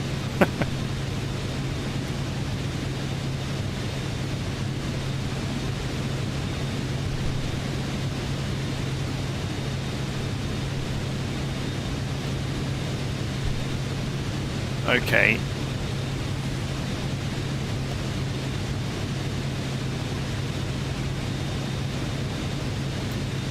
So if the coast is going to be that nice, I'm tempted to go to heading mode and take us on a bit of a detour.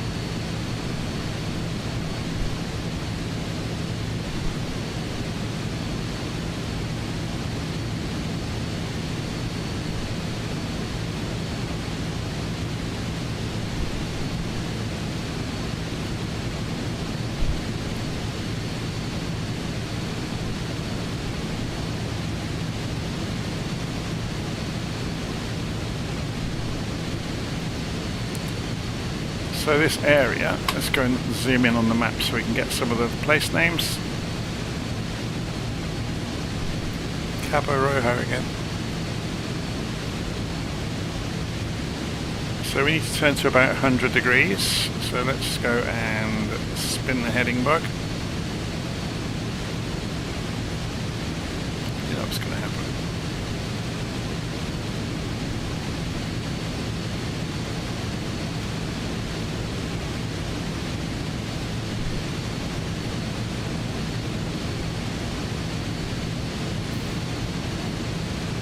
Okay, this should be interesting.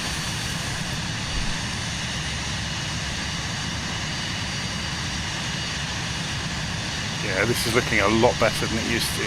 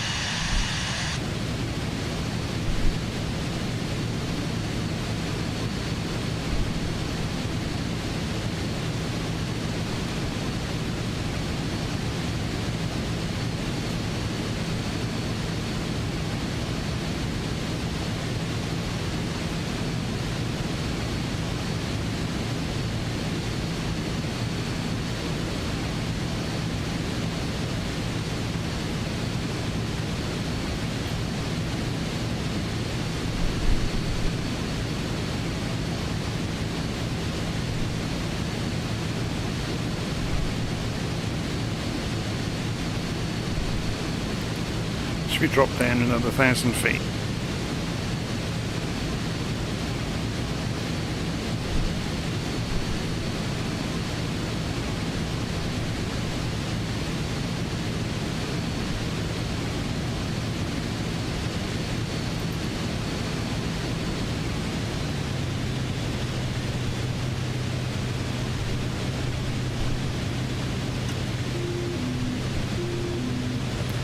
Let's go one better and hand fly it around this coastline for a bit.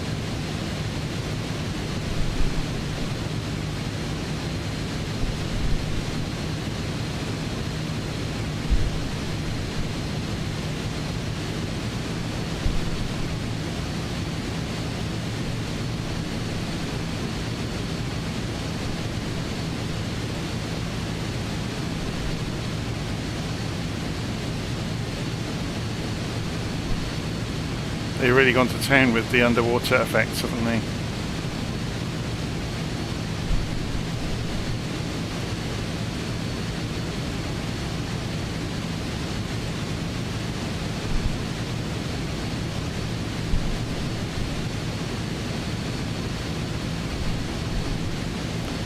Yeah, this was the perfect aeroplane to do this with, wasn't it?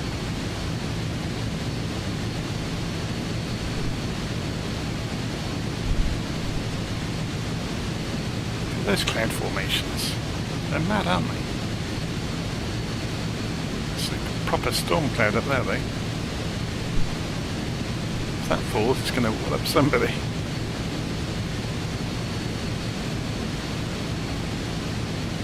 That just looks like photographic, doesn't it? It's ridiculous.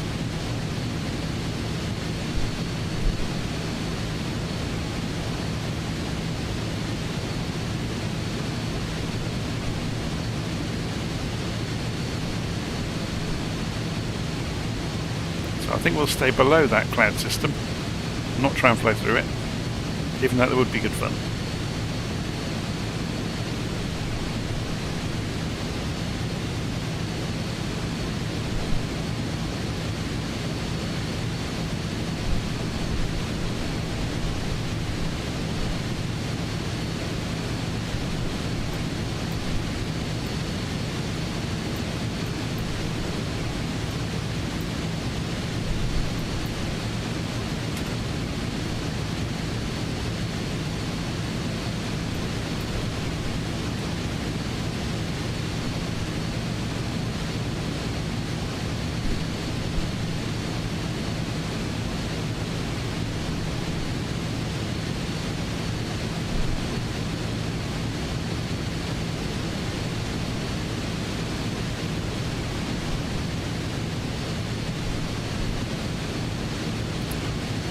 Don't fancy going up there somehow.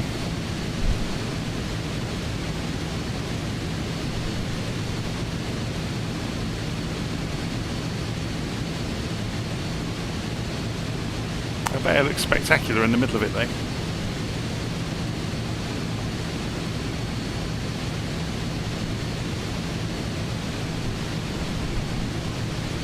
Oh come on, let's go and have a look.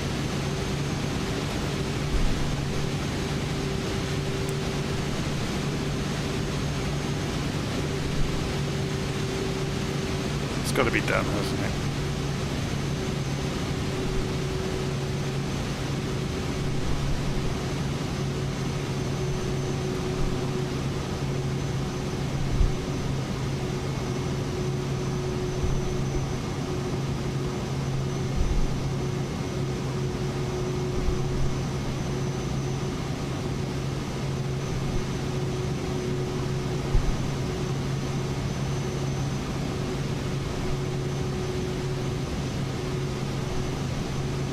It's just mad.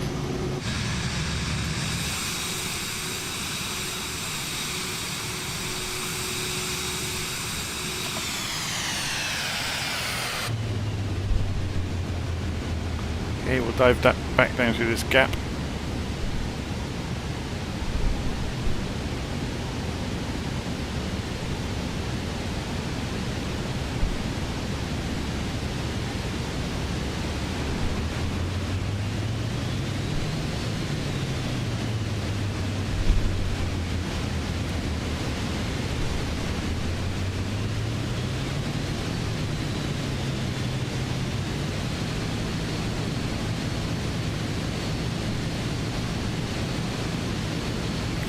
Someone's asked how many Gs this plane can pull. I'm not sure, but it's quite small and stubby though, so it's not like it's going to fold up very easily.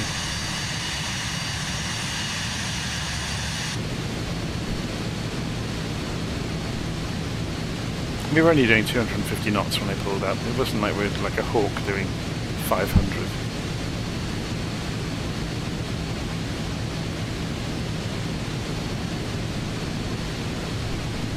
Okay, so let's have a little look at the map. We're just going past Ponce. Yeah, it's complaining we're overspeeding, look.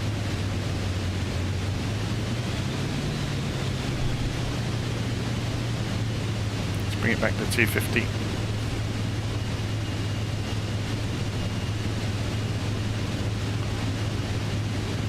Okay, let's center up the heading bug. Put the autopilot back on. Go to heading, it's on heading mode.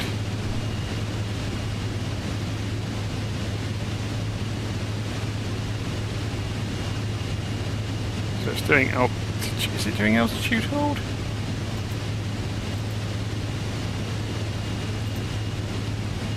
It is now. So we just skip along the coast here.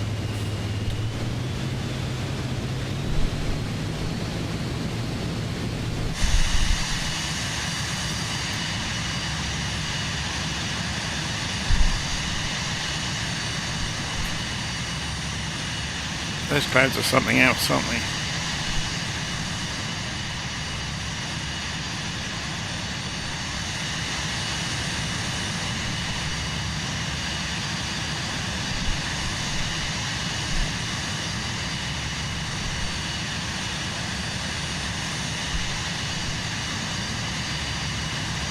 Finally seeing some boats around. There's a yacht down here. Looks like a fishing boat over there.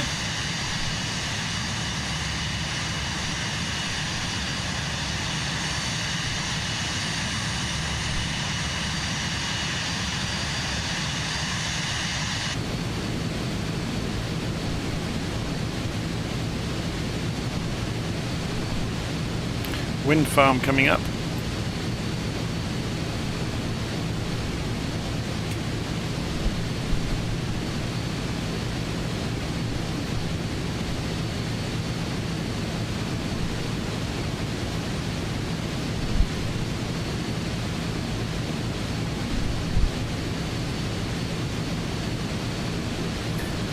I've got the Seafront Simulations add-on for boats. The person who's asking which add-on for boats.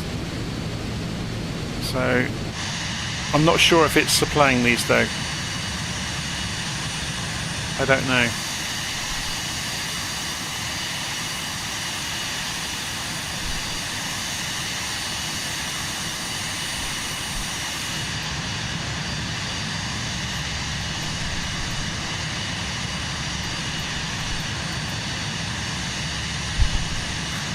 Hopefully we'll burst out into the sunshine in a few minutes.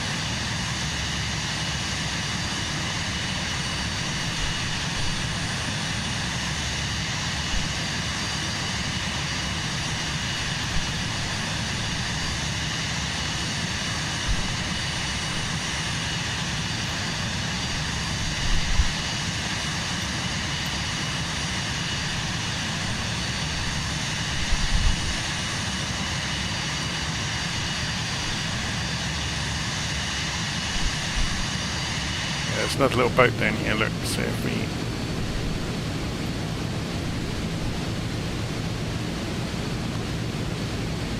The seafront boats tend to have wakes behind them, which is what you can tell.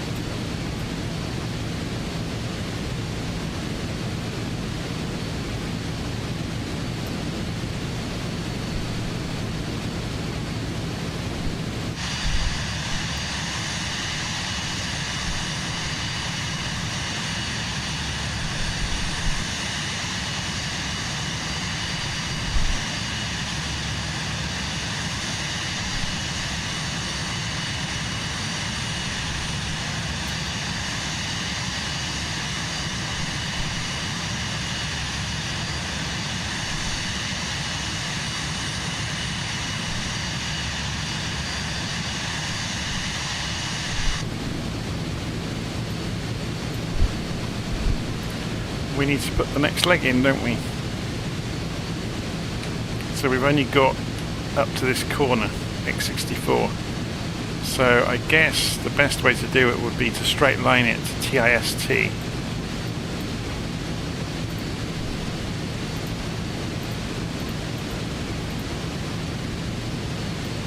Then we've got that next bit across there, and then we can go across the Virgin Islands. So if I put this back on nav mode, whoops, not VNav, nav.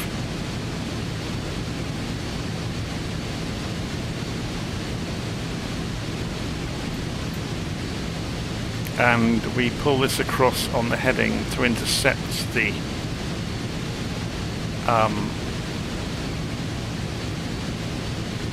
the GPS track. Need to be careful of these hills, I guess, because we will cross that headland. So maybe we go and set the altitude selector up to 2,500 feet. Do a flight level change to get there.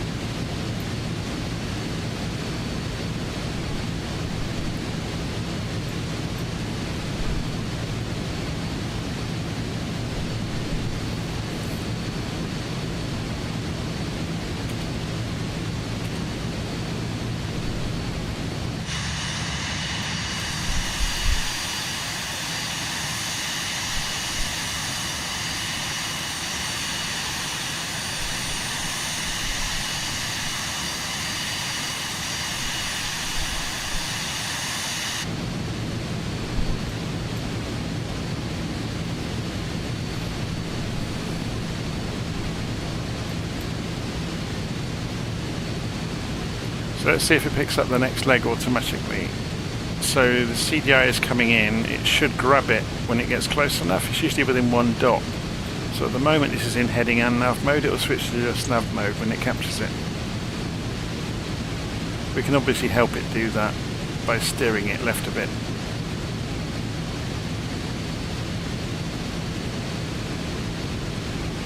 So if you watch the lights down there, it's also shown up here, look.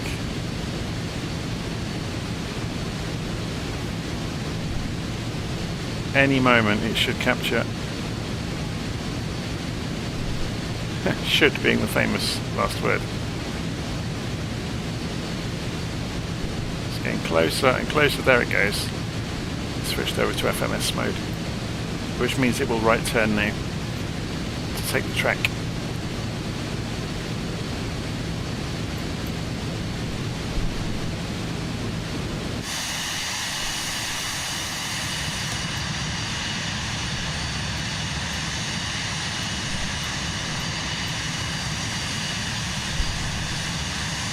Scenery is very good, isn't it?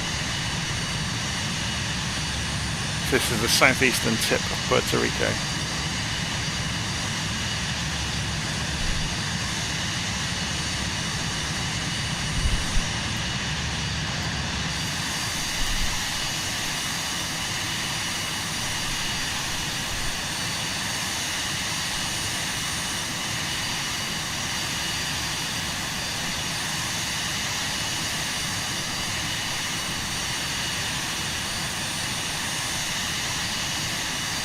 So the place we just overflown was Patillas. Now, has this not picked up the next leg again? It hasn't, has it? It's being a so-and-so, isn't it? So we need to go to TIST. So if we select it, and we can activate waypoint to leg, okay. That works out quite nicely for us because it means we don't get too close to these hills.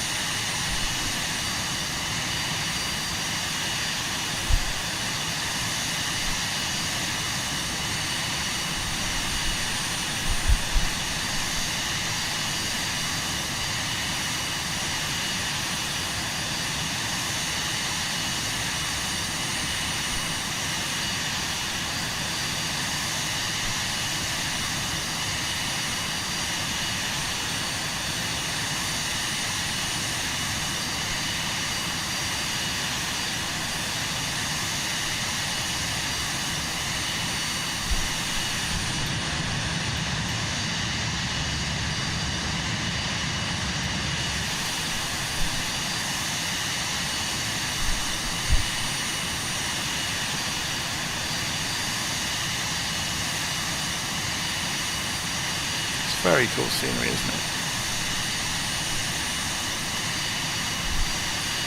They really have done a good job with it.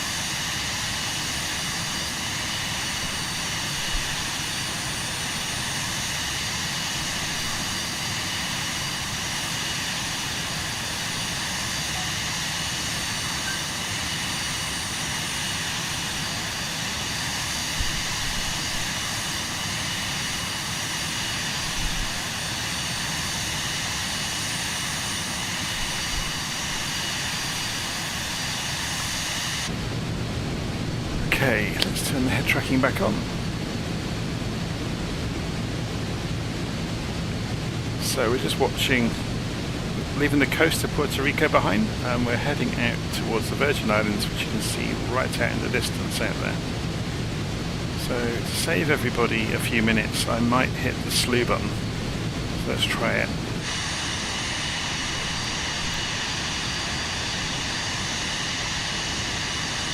This is Flight of the Navigator mode.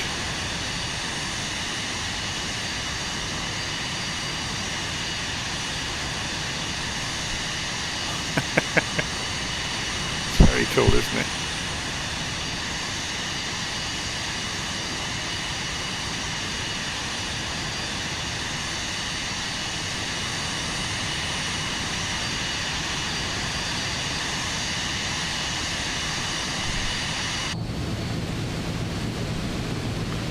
Okay, so we have arrived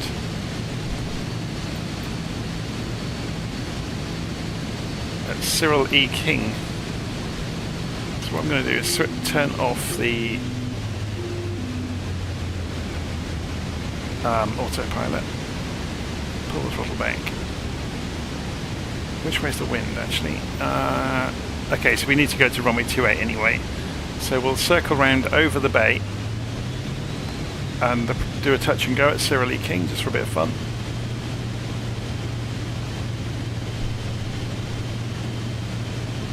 So we're into the fun part at last of the journey of going island hopping and seeing really what they've done with this scenery.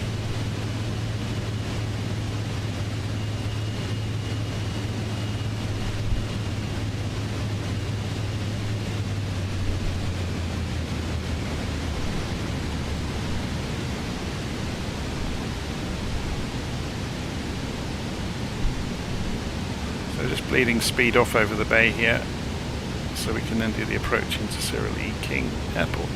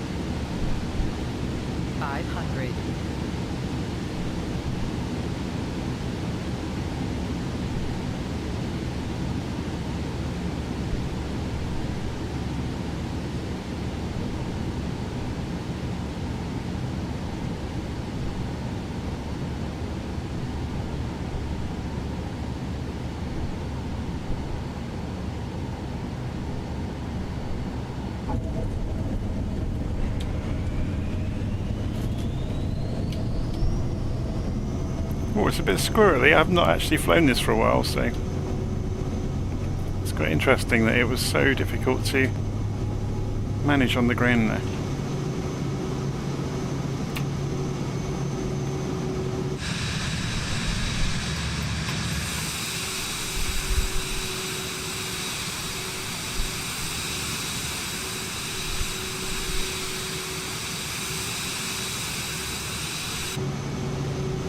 Okay.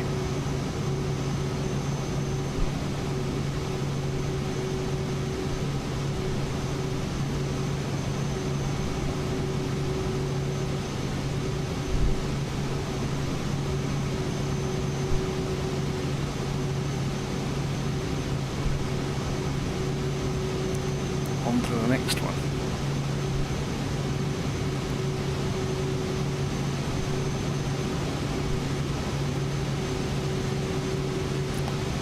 So this got now I'm going to get the names of these islands wrong, aren't I? Is it St. John is the next one? It's the British Virgin Islands, the other side of the bay. They have really done a number on this. It looks great, doesn't it?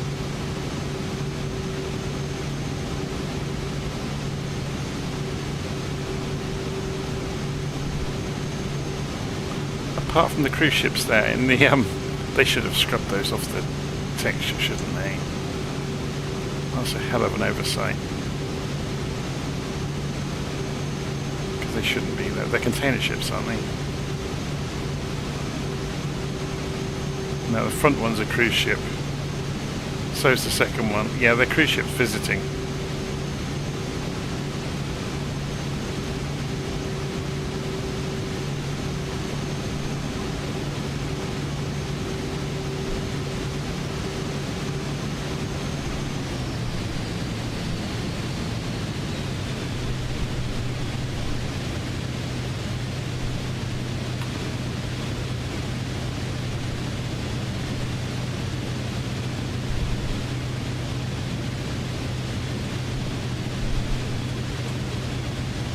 So just coming down towards St. John, the Virgin Islands National Park.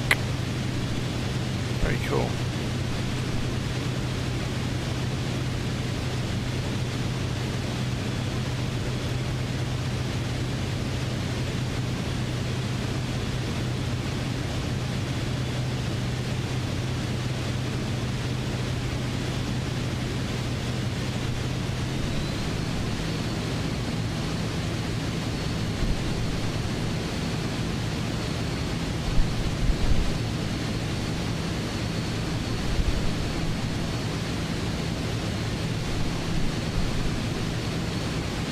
Couple of boats around.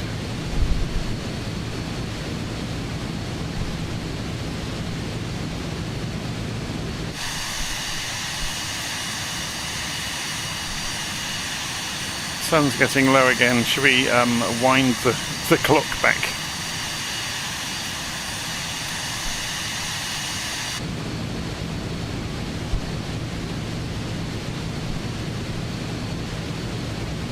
Maybe we should see what it would look like in the morning light instead of the evening.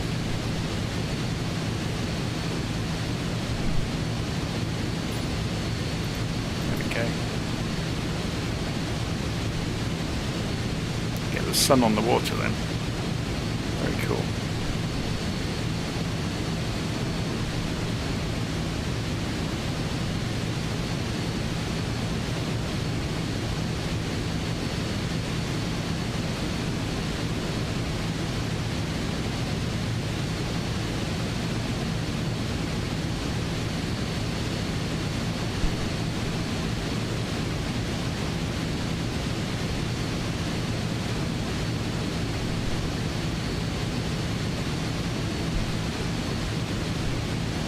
So I can see the conversation going on there in the live stream chat about Flight of the Navigator. Something that might surprise you about that movie. Everybody thought the spaceship was a computer graphic. Only in a few shots. They actually weren't happy with it, so they ended up using practical effects for most of the spaceship shots and then superimposed them in. There's a few YouTube videos about it. But yeah, they ended up using practical effects for the spaceship.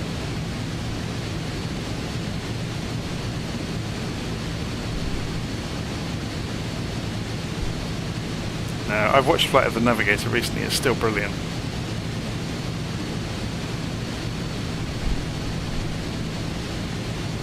Of course, then you get the movies that are so bad they're good.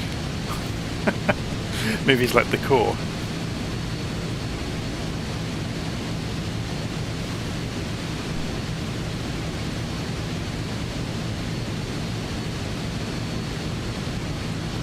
Okay, so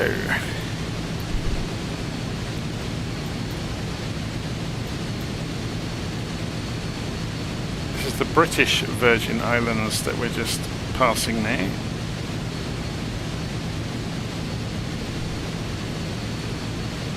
They really have done this well, haven't they? The attention to detail in the bays is very good. It's a shame that they haven't cleaned out the ships though that were moored, and they're still, you can still see them under the water.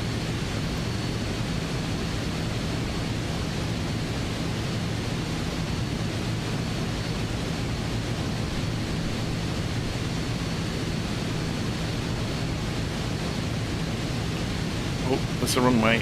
That's right for a touch and go. Can we lose enough speed in time? Let's try and side slip it. Force the aeroplane to slow down. No, it's not going to have it, is it?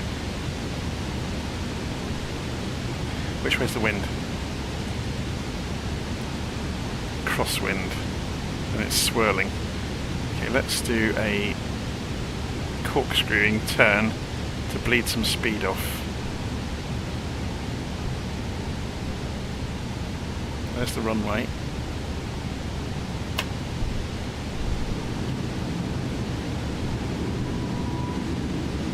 Gear down, that will give us some drag.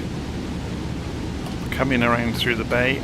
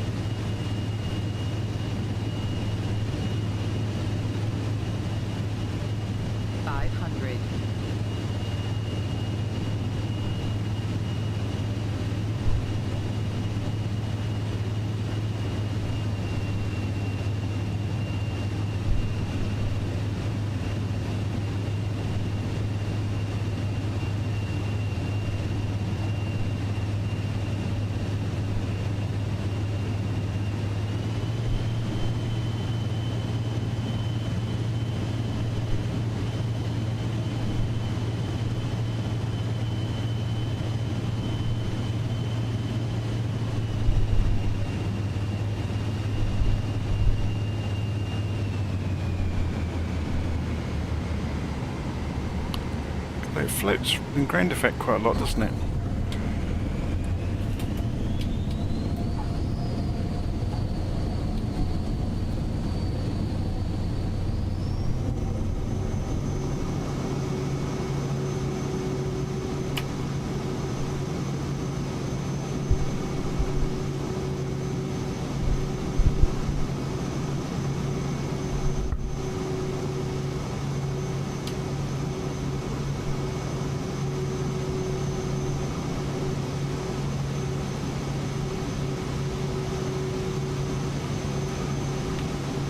Okay, so we need to make a decision now of which island we're going to go and look at. We've got quite a big jump over to Anguilla. I think we'll do that. So if we do a distance measure, 115 degrees. Let's use slew to get there so we don't spend ages in cruise again, because it's quite boring.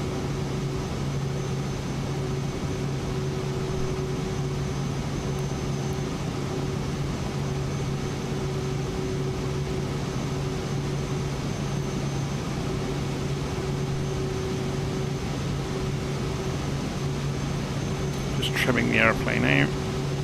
There we go. So gear is up, flaps are up. We're going about the right direction. Autopilot on. Oh, except I'm not on heading mode. I am now. Altitude hold is on. Okay, so let's let it settle down and then we'll switch slew mode on and skid ourselves across the map to get there. So the island we're just passing here is Gorda, Virgin Gorda. This is Spanish Town down to our right apparently. Whoa! How well modelled is that?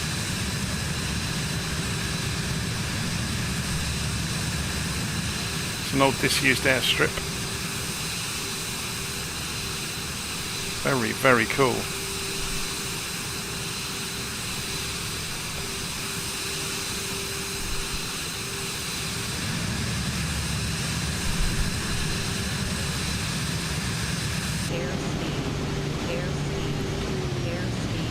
Whoops, I'm about to rip the wings off.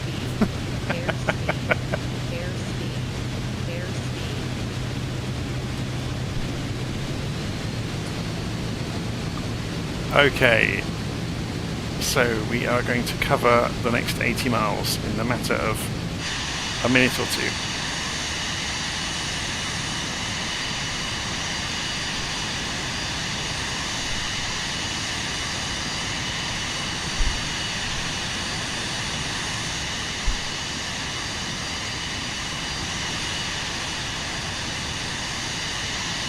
Of course, the trick with slew is if you increase your altitude, you go faster. I don't know if you knew that.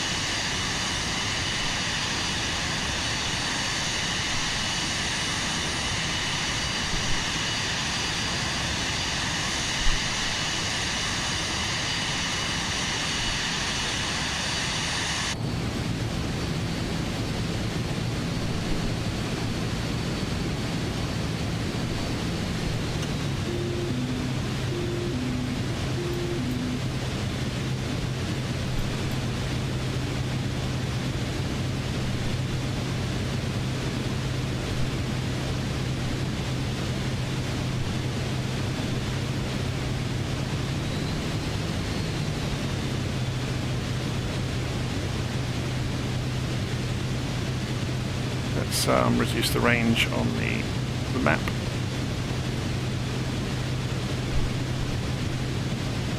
If I can.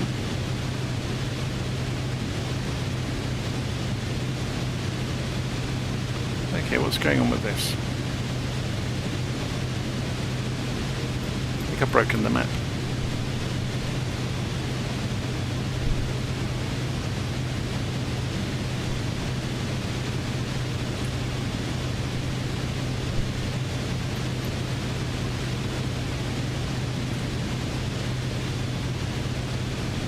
Turn for the main island. So is this like a sandbank out here? Before we get to the main island.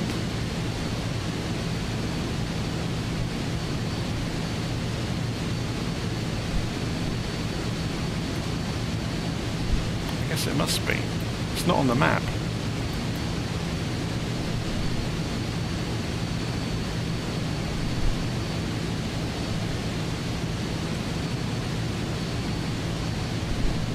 What about a satellite map?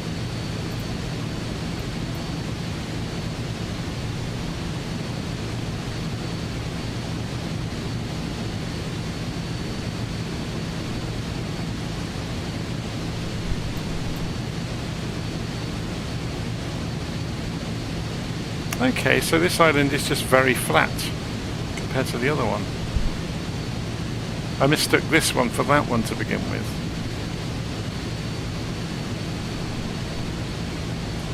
That's St. Bart's, isn't it? Oh no, St. Martin, sorry. St. Bart's is over there. So we'll do a quick tour around this island because I think this is one of the ones that's going to have had some significant input.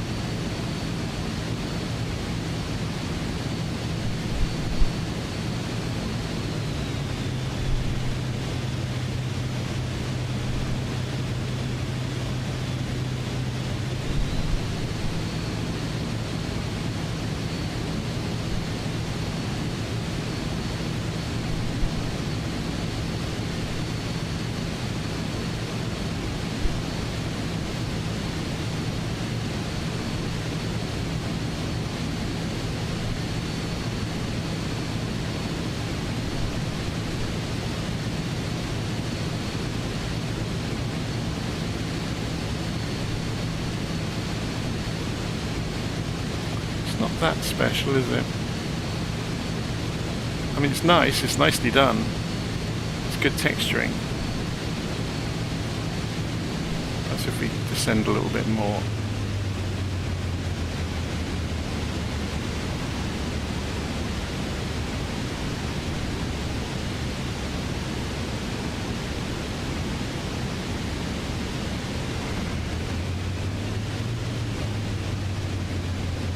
Let's go and see if they've modelled the airport. We'll just overfly it.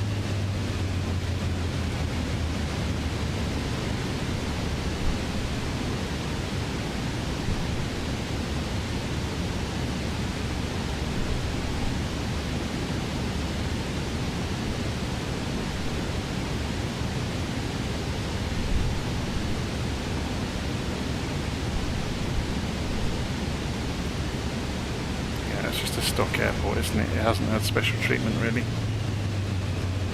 500.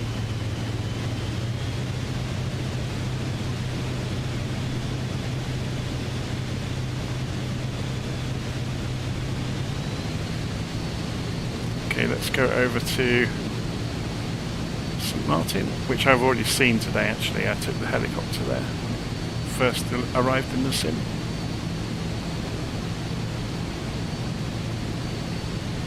Sailing boat.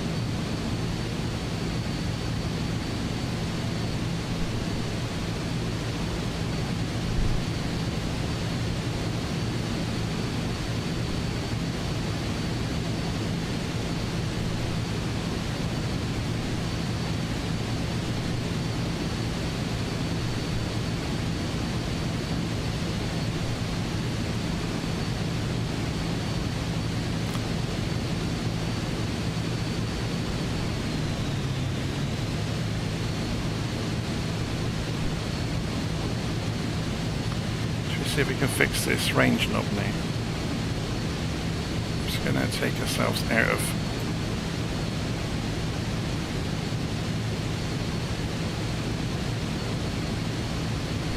Oh, it's this one, isn't it? That's why I'm being a complete numpty. There we go.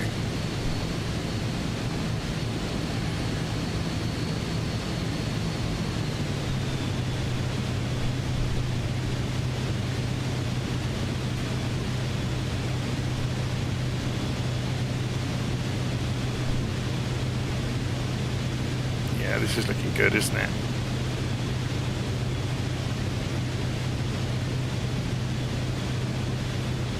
Custom buildings everywhere.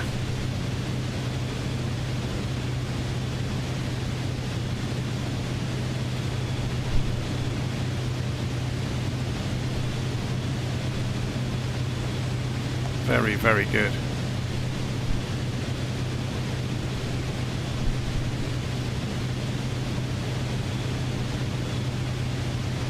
This from outside.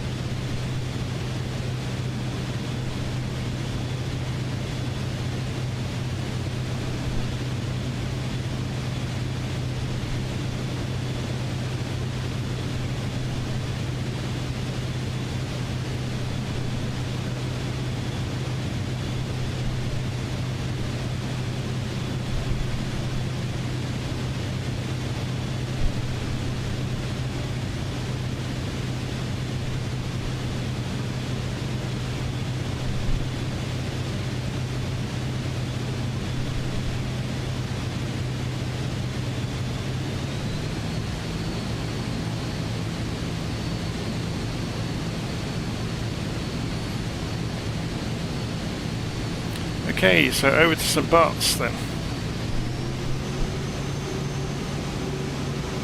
I think for this evening we'll finish at St. Bart's with the death-defying approach.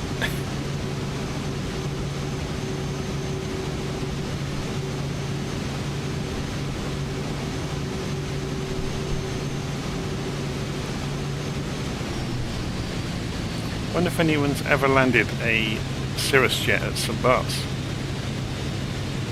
It might take us a couple of goes, depends which way the wind is actually. It might support coming in from the bay rather than over the hill. So let's have a look. So there's the airport. The wind support's coming in over the bay, brilliant. Okay.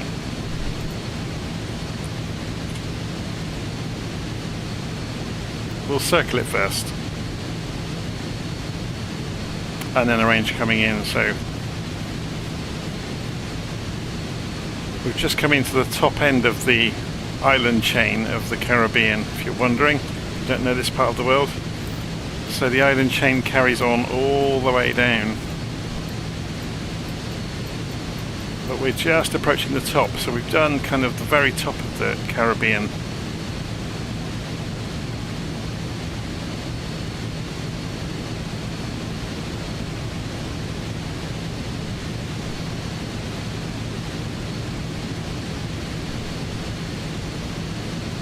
No sign of Jack Sparrow yet.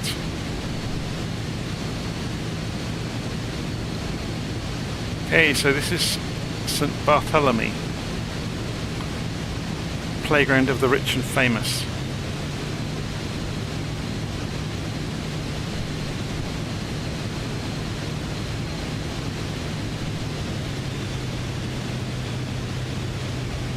And it's very, very beautiful.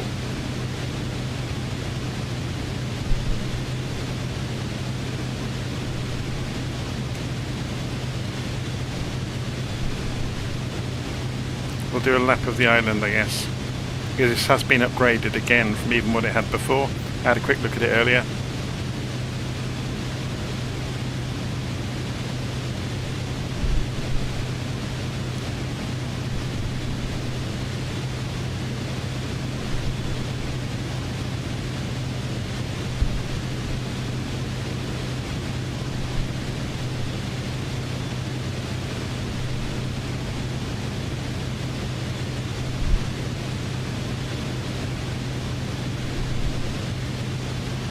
Just stunning, isn't it?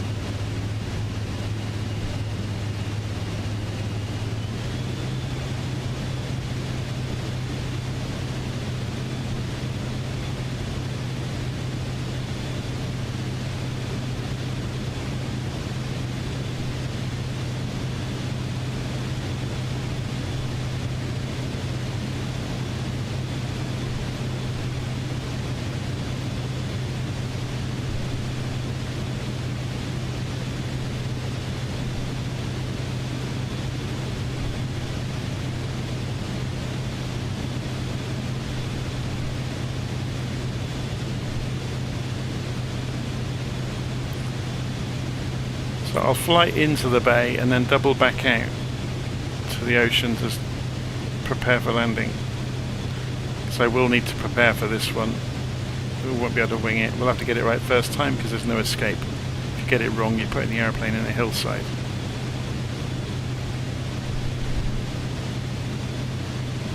So we'll have to have it on speed, configured correctly, and so on and so forth. Look at how good this looks. It's fantastic, isn't it?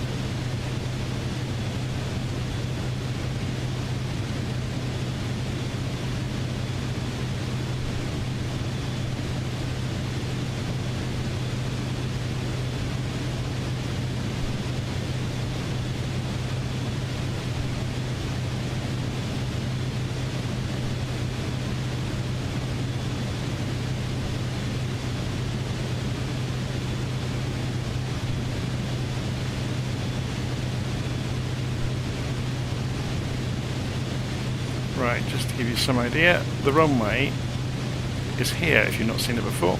You'll notice there's a huge hill at the end of the runway, so you only get one go at it. You can't climb out coming from this side if you get it wrong.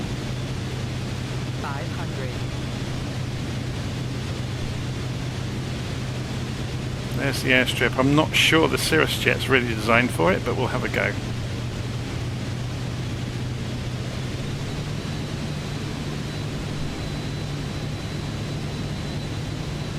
If it doesn't look right, I will climb out and have another go in a moment.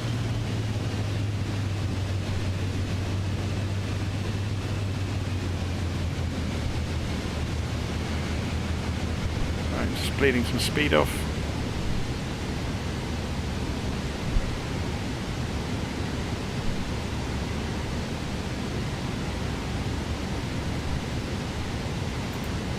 Landing lights on.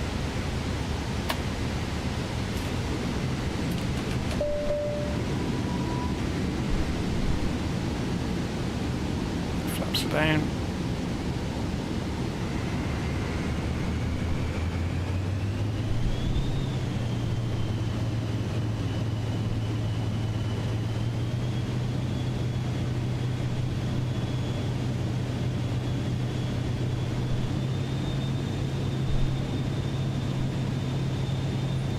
I think the hill's going to be too high to drop over it.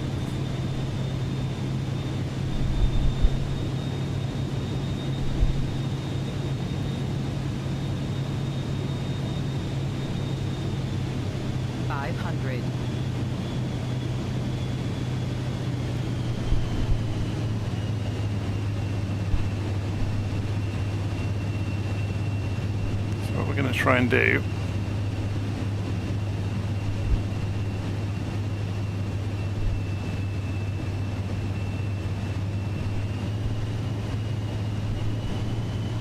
run out of elevator.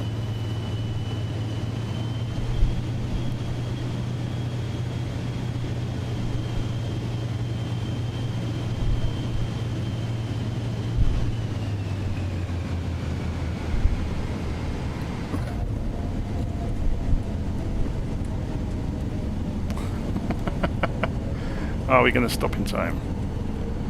We'll ignore the plane that just spawned in. And we did.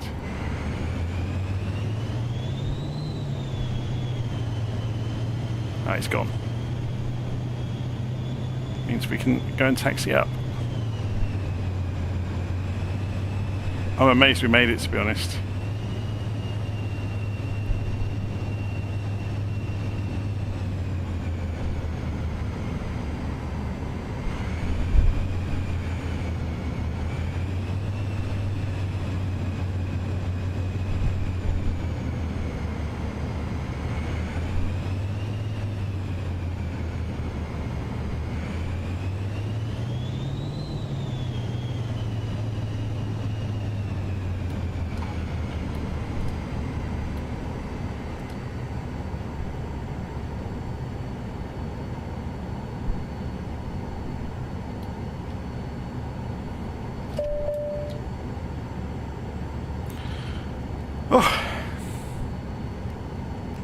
Oh.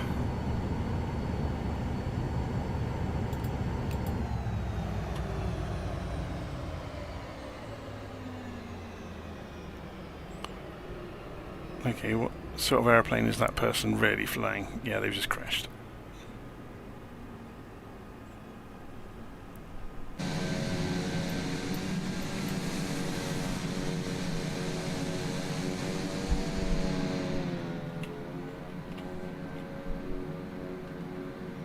So this is where the scenery really starts to get good on the Caribbean upgrade. It's ridiculous, isn't it? Look.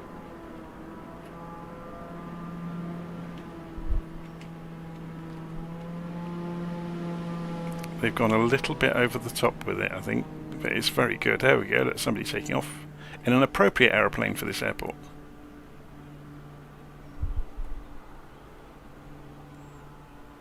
Unlike me, he came slithering in this tiny little vision jet. Anyway, should we go and power it down?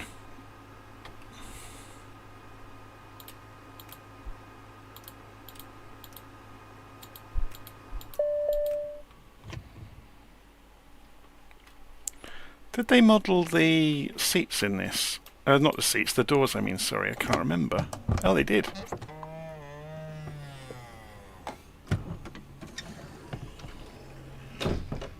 Very cool. There you go. Right, I'm going to leave it there. Hopefully you enjoyed that. And I will see you soon.